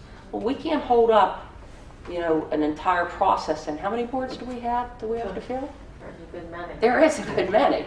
So, can you shed a little bit of light on that? And is there an issue? Is there a delay? Is there a problem? That's basically what I want to know. Well, number one, I would say, speaking first, that I was not aware of that. Usually, I think if emails that we have shared, Commissioner, usually I'm chiming in, just like you pointed out on that question. I would like to follow that up more, because I do think there's case law that says you cannot make an appointment until there is a vacancy. So, you know, and there may be some nuances to that that, you know, I should look at, but and I think John and I were in agreement on that. But I mean, you know, point taken, and Yeah, let's I look think, at that. you know, but sometimes, I mean, I think, and maybe I'm misunderstanding what you're saying. You know, a lot of times the emails are conversations. It would be the same, I think, as me talking to John about a point that's come up, or talking to you in the hallway at the courthouse or something like that, and following up with it. You know, I'm not sure, Well, we can and ask- we need to determine that. But Well, I'll ask Solicitor Cup, because, I mean, you said in your email, in response to your question, which was Commissioner Ambrosini's, I mean, what are you researching? I mean, what's Well, the delay? I simply asked John, when can we start appointing people? Because I was also interested in doing this in a timely and effective manner. So I simply asked John, when can we, you know, start appointing people to the various So boards and did authorities? we get an answer? Did we get an answer? Because we're, The answer that I gave was that all the case law and everything that I could find, and I use a computerized research system to look for that, was that you can't make an appointment until after there is a vacancy. And that was the answer. okay, so because authorities begin the first Monday of January, and that's based on information received from our 3 county solicitors in past years. Okay, authorities are take the first Monday, and then the other boards are December 31st. Then to avoid having all of these boards not have their meetings in January, because that becomes a major problem. They need to reorganize, okay?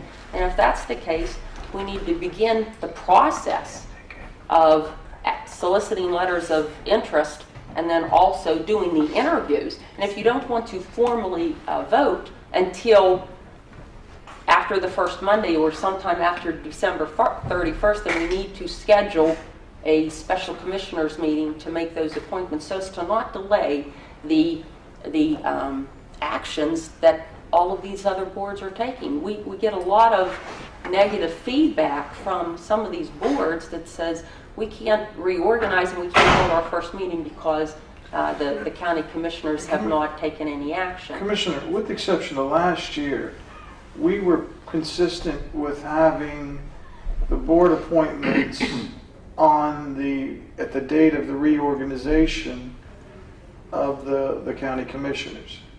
That last year was the Well, only... that's because it's beginning of a year Yeah. for all new commissioners. Right. But we're not going to reorganize. We don't reorganize. No, I understand. I mean, we've always been pretty consistent with... Well, if you look in some of the past, there have been times that they have actually canceled meetings. I mean, we have letters. There's been a that few, say that. yes. I understand. And I don't want to confuse this with the lame duck. We all understand that, okay? If there were new commissioners and they would appoint in December, we can't do that. That's not what this is about, okay? So since I've been on the board since 2004, we've had 3 county solicitors all chime in, and how we were doing it was just fine. So we definitely need to have, look into that, please, because and don't just send the case law. Tell us the pros and the cons, and so we. Let me see if I understand what you're saying. The past practice has been, as you remember it, is that if there was a vacancy occurring in an authority or board in January, that you have in the past made the appointment for that vacancy in, for example, the December meeting, but said effective January 7th, 2013. Sure, yeah, right. And that's basically, and that is over all the years since I've been here, and we've had the solicitor sitting right there, and they've never made any comment. So I think there's case you law want to that do it says right. that's wrong, but That's fine. it might be more That's fine. We want factually to, different. we want to do it right. Okay, we want to do it correctly, but at the same time, we do not want to hold up these boards and authorities. And in any event, there is absolutely no reason why we cannot start the process of getting the letters of interest and the interviewing. That's a given. That needs to be done, actually, in my opinion, back in October, because we have a lot going on in the months of November and December. And if we want to schedule a meeting, be it because it's already a reorganizational meeting or a special meeting, because we certainly don't want to wait till the third week in January to make board appointments. No. Okay? I don't, and I think, I know in the past we've had a special meeting in January for the official vote. But we certainly don't want to delay anything else. Okay? Maybe if we have more of a conversation, because is it in the newspaper? I think that it was placed in a newspaper. Is there a date? No, but I was just going to ask that we need a deadline date. So it was in the newspaper, but the paper No doesn't say a deadline date? date. Okay, see, So we need to pick that's one. another We need to issue. pick one I mean, today. when do you do the So cutoff? it's placed in there for Right. tomorrow. Right. Well, let's, And, I mean, I don't know, what do you think? That's what I was looking at my calendar.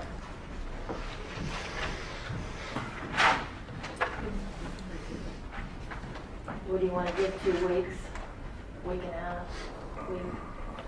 We don't, Yeah, We second- usually what's the give like, schedule with the, we usually give like 2 weeks.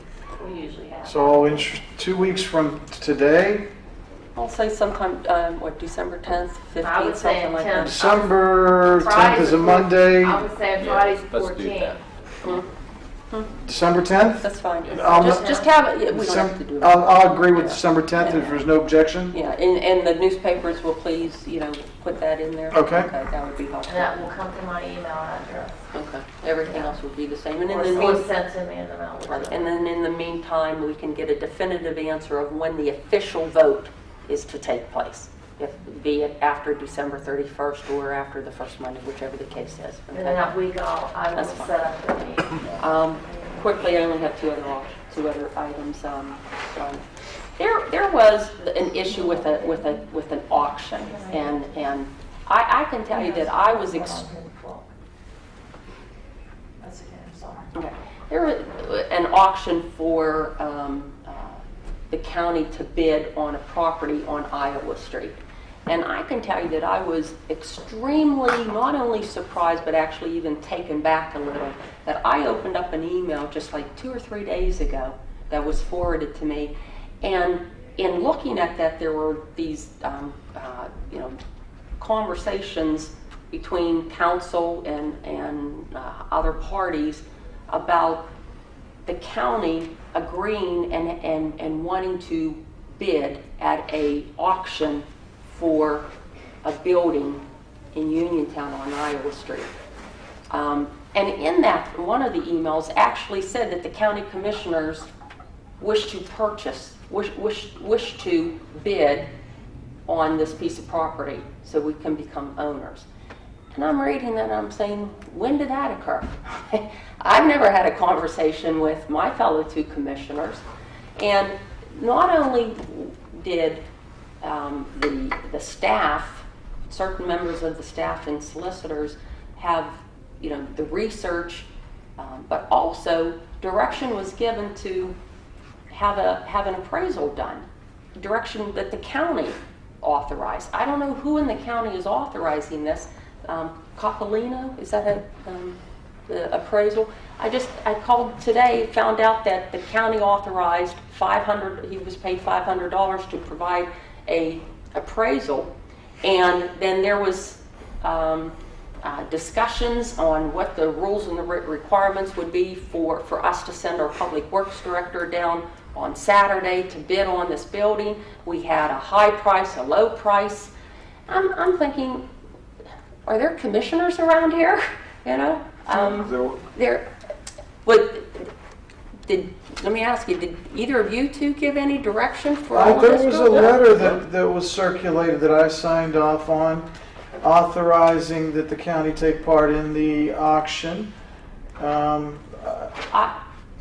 Extremely surprised on that. I got an email that I just told you, I've never seen any of that letter. And if the county is going to purchase a building or seek to purchase, one of these, this Iowa Street kindergarten, I don't know what the reason for it is.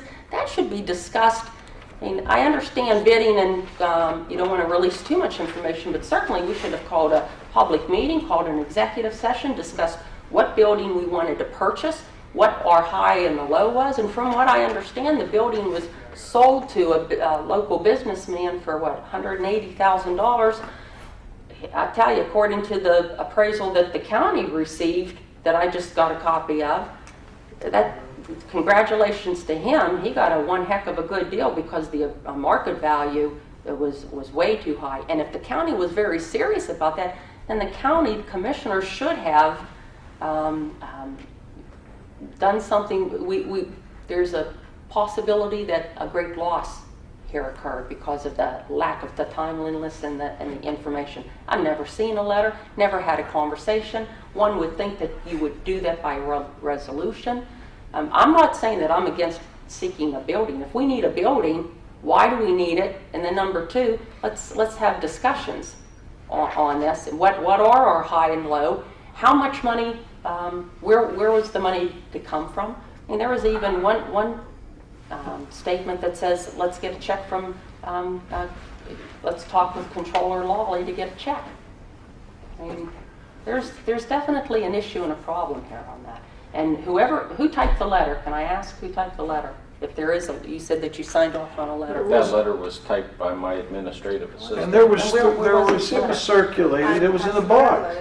You weren't here. You weren't here. Did you put it in the tray or what? At one point, I believe it was. This was Then we need definitely, a letter. We need definitely to have a meeting, okay, and sit down and discuss what's going on here. What the interest of the county is, and well, first what of our all, highs and lows are. Give me a copy of that letter, please. Because if it was something that we are interested in, then we need to discuss it. And if it's something that is beneficial to the county, then all three commissioners should sit down, give clear direction to our assessors, our solicitors, so that and if this was a missed opportunity because of lack of communication or lack of activity on our part, that's a shame. But we certainly need to have. And not only that, whose money was going to be used to spend this? I would think it would be the public money, so one would think that was a rhetorical question. So, John, I would think that we should at least say that have that discussed and have some input. So I'm trying to check to see if there were emails, but I thought there were emails going back and forth regarding this, and. I have not. You were copied on. Yeah, 3 days ago. I mean, I didn't communicate. I didn't even. I read it where it had all of this information on here, and I'm thinking, what's going on here? I picked up the phone and called the assessor. I tried to call John because you said you're sending over a copy of an appraisal. The first email, I believe, is dated it was dated the day we were closed, November 12th. That was the first email. November 12th, and the auction was to occur November 17th. That's correct. That's according to this, yeah. So, and obviously, I'm not. The courthouse was closed on the 12th. So, if you look at the chain, here. I mean, there was questions asking whether it was permissible. Yeah, the first. Yeah, I made a copy. The first email was Monday, November 12th. From there was a letter circulated. In the trays that had, I know all three of us listed on it. So I can only comment based on the fact that I signed off on the letter. But there were emails circulated. The first email, I have it printed out, Vince. First email where it has you, me, and Ambrosini copied is November 15th. 15th, yes. The one before that only has Bob, John, Ken, and Commissioner Ambrosini. So the first one was November 15th, okay? And the sale was supposed to occur November 17th. definitely there's a problem. You know, we need to. Yeah, in this particular case, we weren't even aware that these buildings were potentially available until what that would have been the 10th, Friday the 10th. I asked the Director of Public Works to look into the buildings to see if they would be useful to us. And I also contacted Solicitor Cup to see if there would be what the process would be for us to actually bid if we thought that the buildings would be useful. So when we did get to the point where we did consider purchasing or at least bidding on the buildings, the timeline was such that there was just no time to call public meetings and go through that type of process. There was emails obviously issued, and for the the letter for signature was distributed Friday morning. Commissioner Zimmerling was not in the office Friday morning, so that's why she wasn't able to sign it. The auction was Saturday.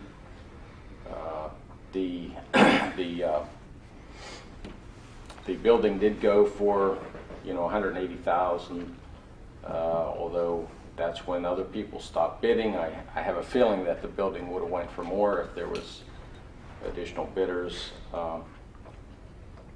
There was a brief conversation on what the possible bid should be, and I think if we would have gotten the building for that amount, it would have been a very good deal for the county.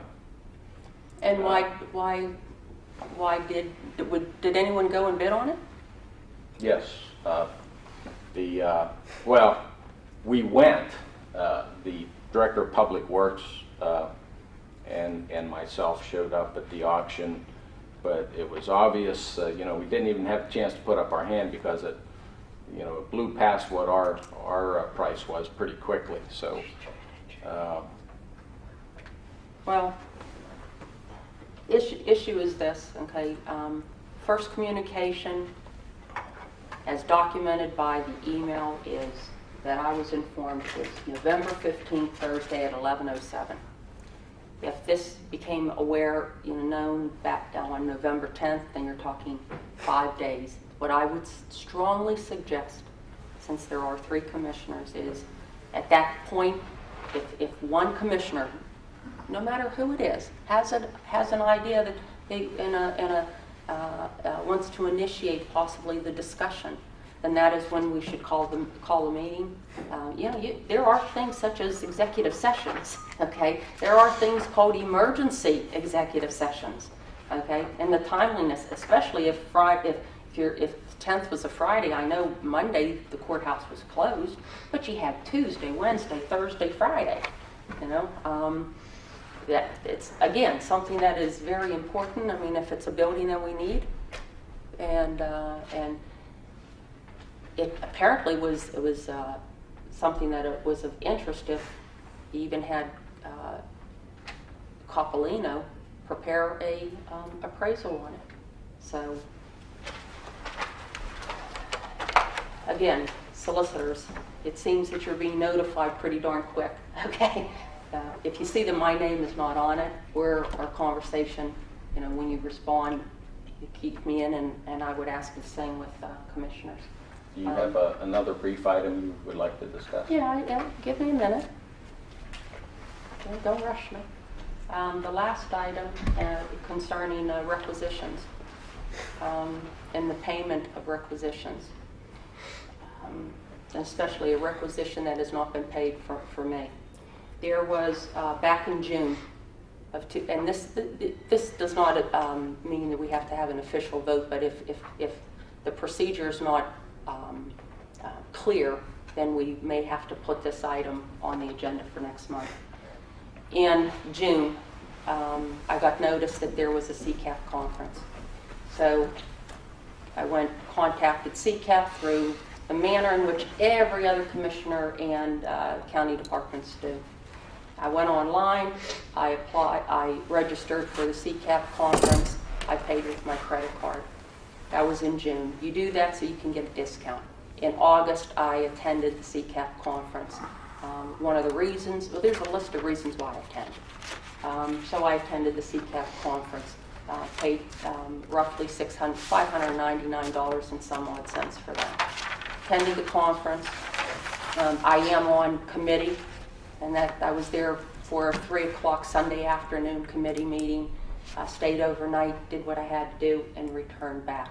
Waited a month for my bank statements, Visa card to come back, processed that information. That was in September. Processed that September 4th.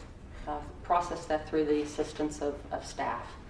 And waited all the month of September. Normally, reimbursements are made within a 2 to 4 week period. Waited the month of September, waited the month of October, still nothing. Approached chief clerk and one of the staff members downstairs who helped in processing the paperwork, asked if there was a holdup. Chief clerk said she signed off on it, she doesn't know where it's at.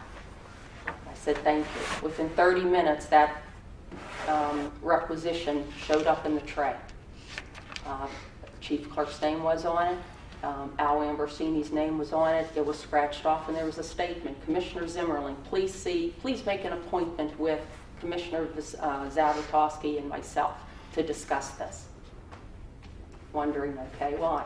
Commissioner Ambrosini was at that same conference. He stayed longer than I did. I take that out of the tray. I approached Commissioner Ambrosini. Commissioner Zavatowski was not there. I said, Commissioner Ambrosini, what is this about? He said, just make an appointment to see us. Okay, why? Number one. Question is this. This is a reimbursable expense. I pay this. I fronted the money to save the county money. I attended the CCAP conference. I am on a committee. I chose not to stay for the full conference. However, I did attend sessions. I went through the exhibit hall, and I also picked up materials. I decided not to stay a second day. It's $200 a night. If any other commissioner wants to stay, that's fine. Commissioner Ambrosini did stay. That was fine. I decided to come back. There's no reason why I should not be reimbursed that amount of, reimburse these expenses. In addition to, number one, I'm a commissioner. Number two, I don't go to conferences just, at a whim. Number three, I have served on the County Governance Policy Committee for CCAP in the past years. They just invited me again to serve for the year 2013. Plus, I'm on the National Gas Task Force of CCAP.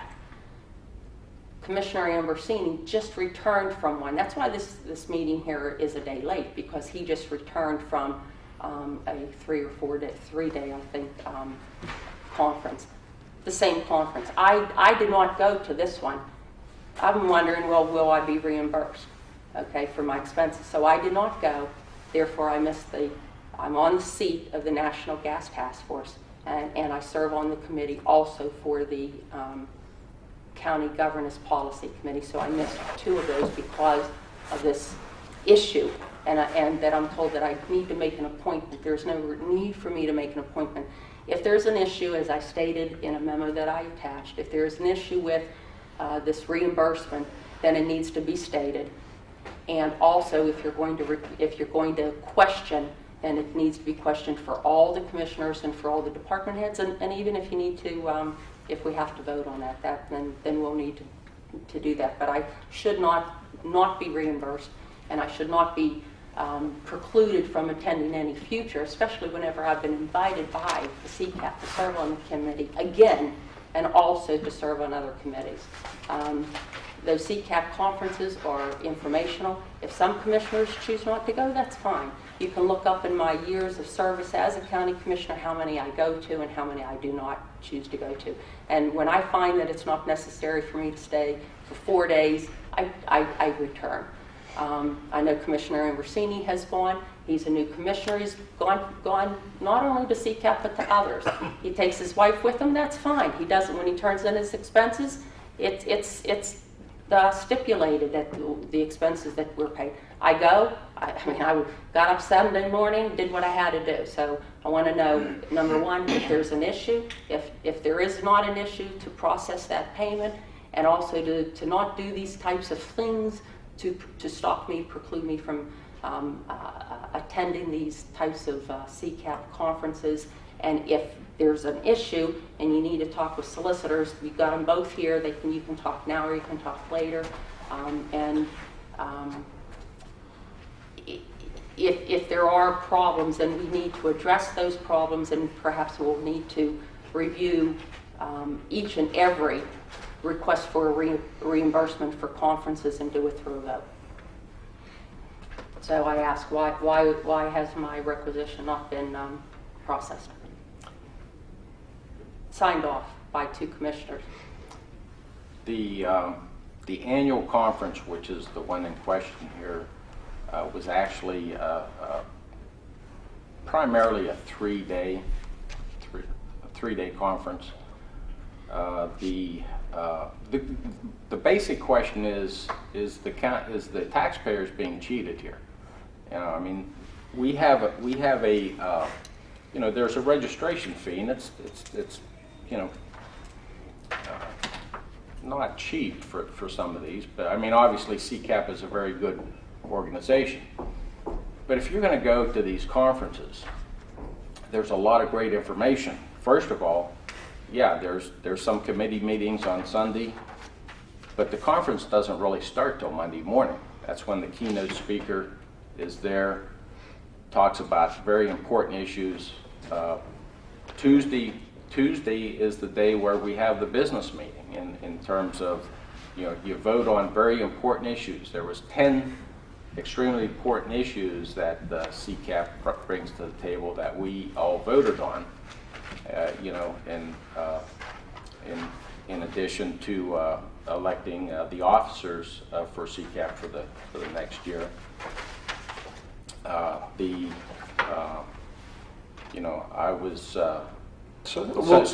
spent Monday, Sunday obviously, but Monday, Tuesday, and Wednesday at that conference. A lot of great information that helps the counties. I mean, we should have representation there. If you're going to go for the conference. Don't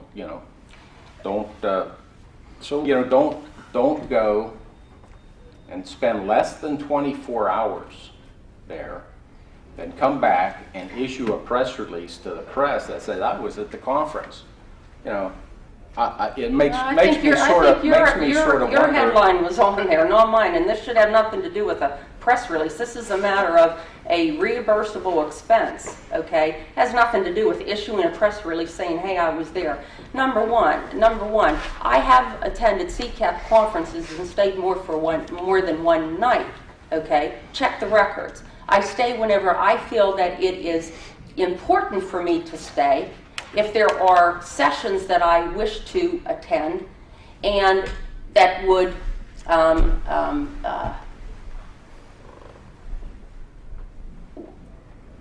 to stay overnight another day. I mean, again, Hershey Hotel is $216, okay?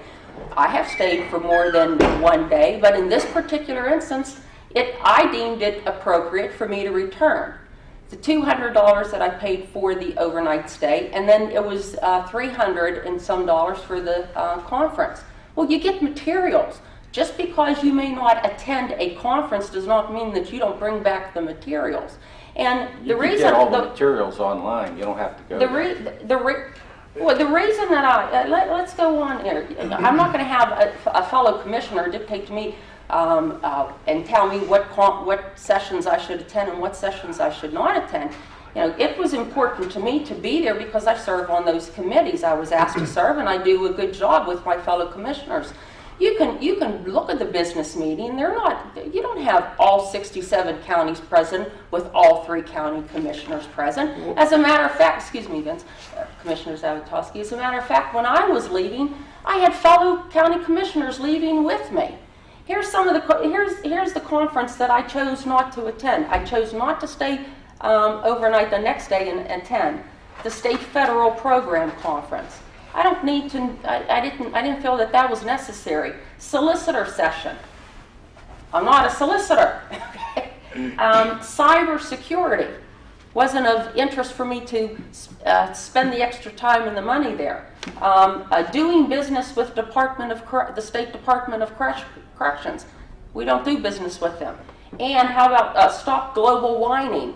Well, if you want to go to that one, I don't need to go to a conference that says, or a session that says stop global whining. Also, that was Monday afternoon. Tuesday, yes, there was a business meeting. It lasted a few hours and there were votes, but there's not all the county commissioners. The rest of the day, there was a sport clay shoot and a golf outing. I didn't feel it was necessary for me to stay and then spend another $200 to stay.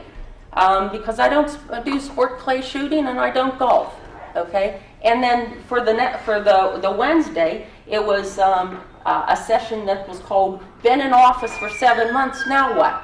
Well, I've been in office since 2004. Why would I go to that? You may, and that's fine that you can go, but I chose not to. And then the rest of the time was prizes and a dinner and closing. So if I may... So the point is this.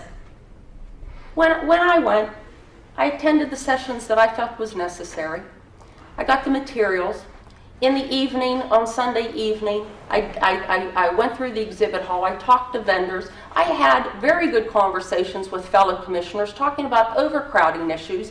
There's a number of things, Marcella Shell, a number of things that you do. Very beneficial. But to say that I should not be reimbursed, and then to bring up a press release, that's just ridiculous. So I'm asking that 2 commissioners sign off on that reimbursed expenses and process this. If not, we're going to have to go through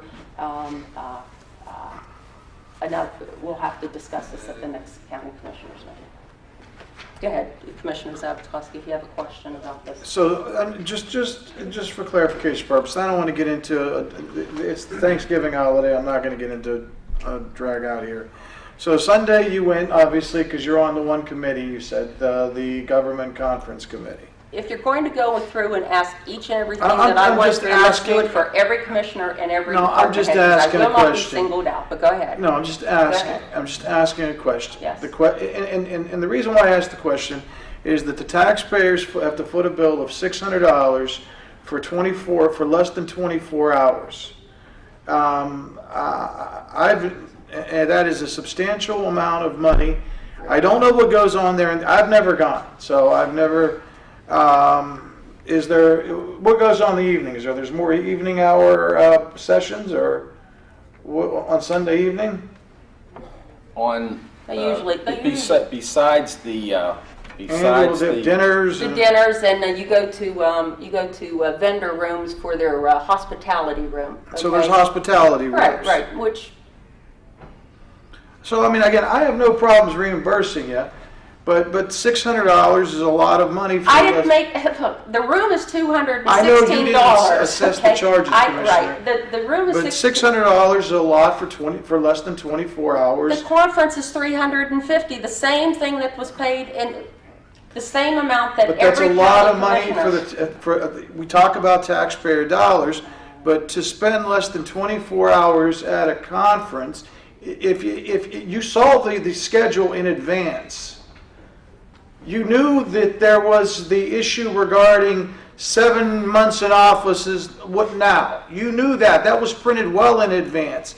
The other things regarding dealing with the DOC, that was printed in advance. So it wasn't a surprise when I got there. Oh my God, look at these. I don't need to be here for these. No, but you knew they were there in advance. First off, this is not about Zimmerlink. And I know where this is going. You're trying. What's happening here is, let's see if Zimmerlink is wasting taxpayer money because For years, she's been saving taxpayer money. No, okay? Commissioner, Now, this is a conference that it's a- I attended. I was there from 3 to 5 at the committee meeting, County Governance Policy Committee meeting. I left it in the morning at 9 o'clock. I got to that conference.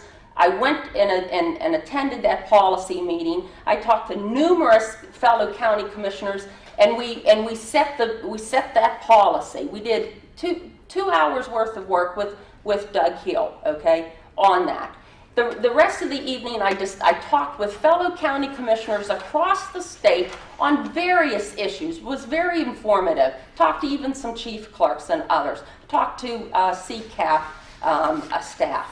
If I choose not to Sunday, then stayed Sunday night. Monday morning, attended that caucus meeting, attended the exhibit hall, and attended the opening session. Okay. After that opening session, I chose to take the materials, not attend the solicitor session. Why would I attend a solicitor session? There were solicitors there.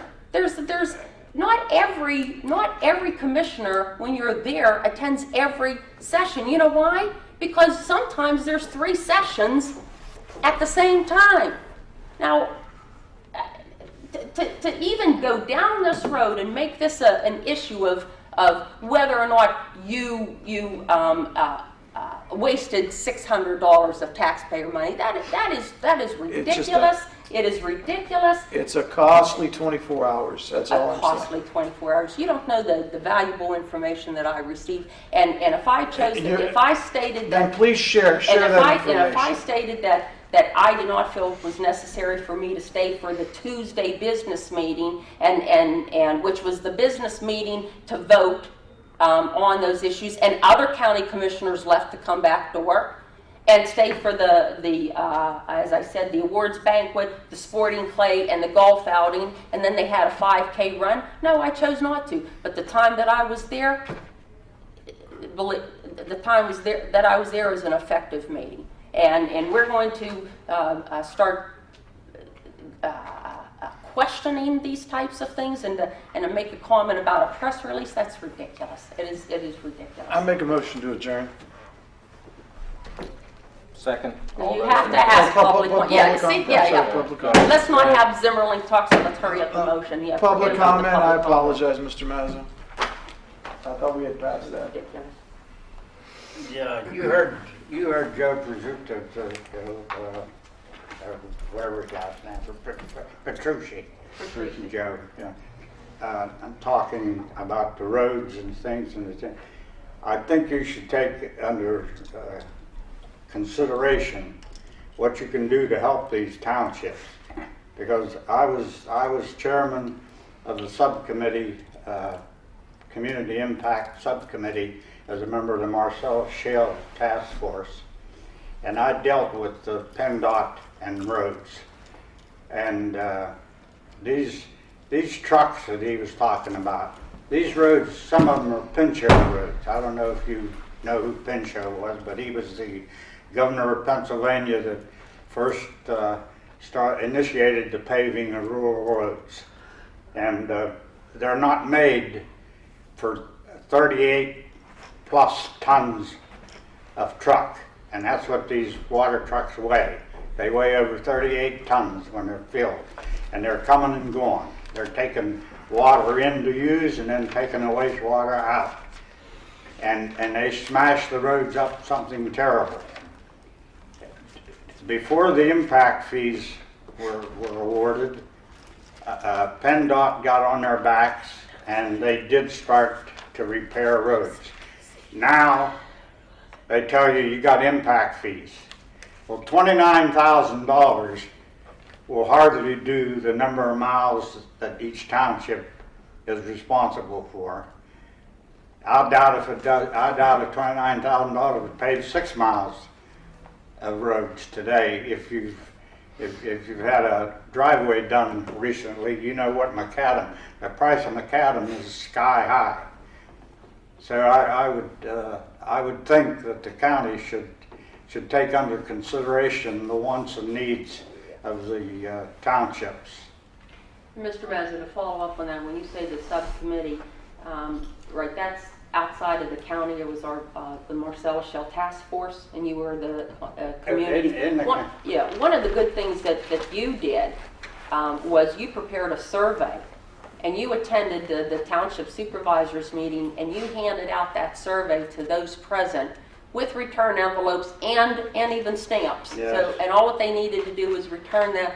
I know at the beginning you said that we did not get a very good response back. Only about half of them came back. Right. But it would be very interesting if you still have those, that if you could compile that information, because the survey and the questions that you asked directly to those involved. What was the community impact, the negative and the positive? Yes, that's exactly what was asked. Right. And I got answers I got replies, I should say, from about a dozen of them, and even some of those had no answers.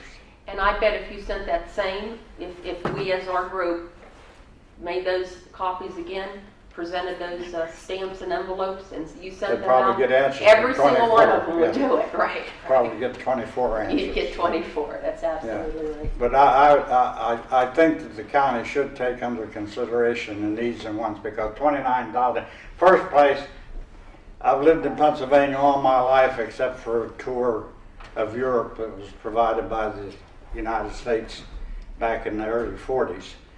But I've lived in Pennsylvania, and I have to say, Act 13 is the worst piece of legislation I've ever seen enacted by a Pennsylvania legislature. It's terrible. $29,000. It cost. I was reading an article possibly over a year ago. It cost them about $3 million to drill a well, the horizontal wells, and when they put it in production in a month to a month and a half, they make $3 million. And to give the count and to give The public know and anyone else that the county single audit for year ending 2011 has been completed. There was a meeting with the auditors and the controller and commissioners to review. There were some negative findings. Those negative findings were relative to our human resource department. We did have the conversation with Dominic Carnicello who is the Police Associates, to have him address those negative findings. And the only other, there were a number of negative findings with human resources and then there was one for CYS. The CYS negative finding was that it was minor and is easily corrected. In the contracts that the county has with CYS, a paragraph needs to be inserted regarding there was a legal language that was omitted. So we have updated our CYS contracts. It was for drug-free workplace, was omitted from the contracts. That is an easy fix, and we are in conversation with Felice/Dominic to make those negative findings for year end 2011. So if anyone wants a copy of those or to have a discussion, there won't be any press release. Apparently when I sent a press release in, someone made some calls, but if anyone wants to review the audit finding and overall the for-year 2011 monetary amounts and things, they were in good shape for the year ending 2011. Fairly good shape. And again, happy Thanksgiving to you all. God bless you all. Motion to adjourn? We can't. Second. All those in favor? Motion carries.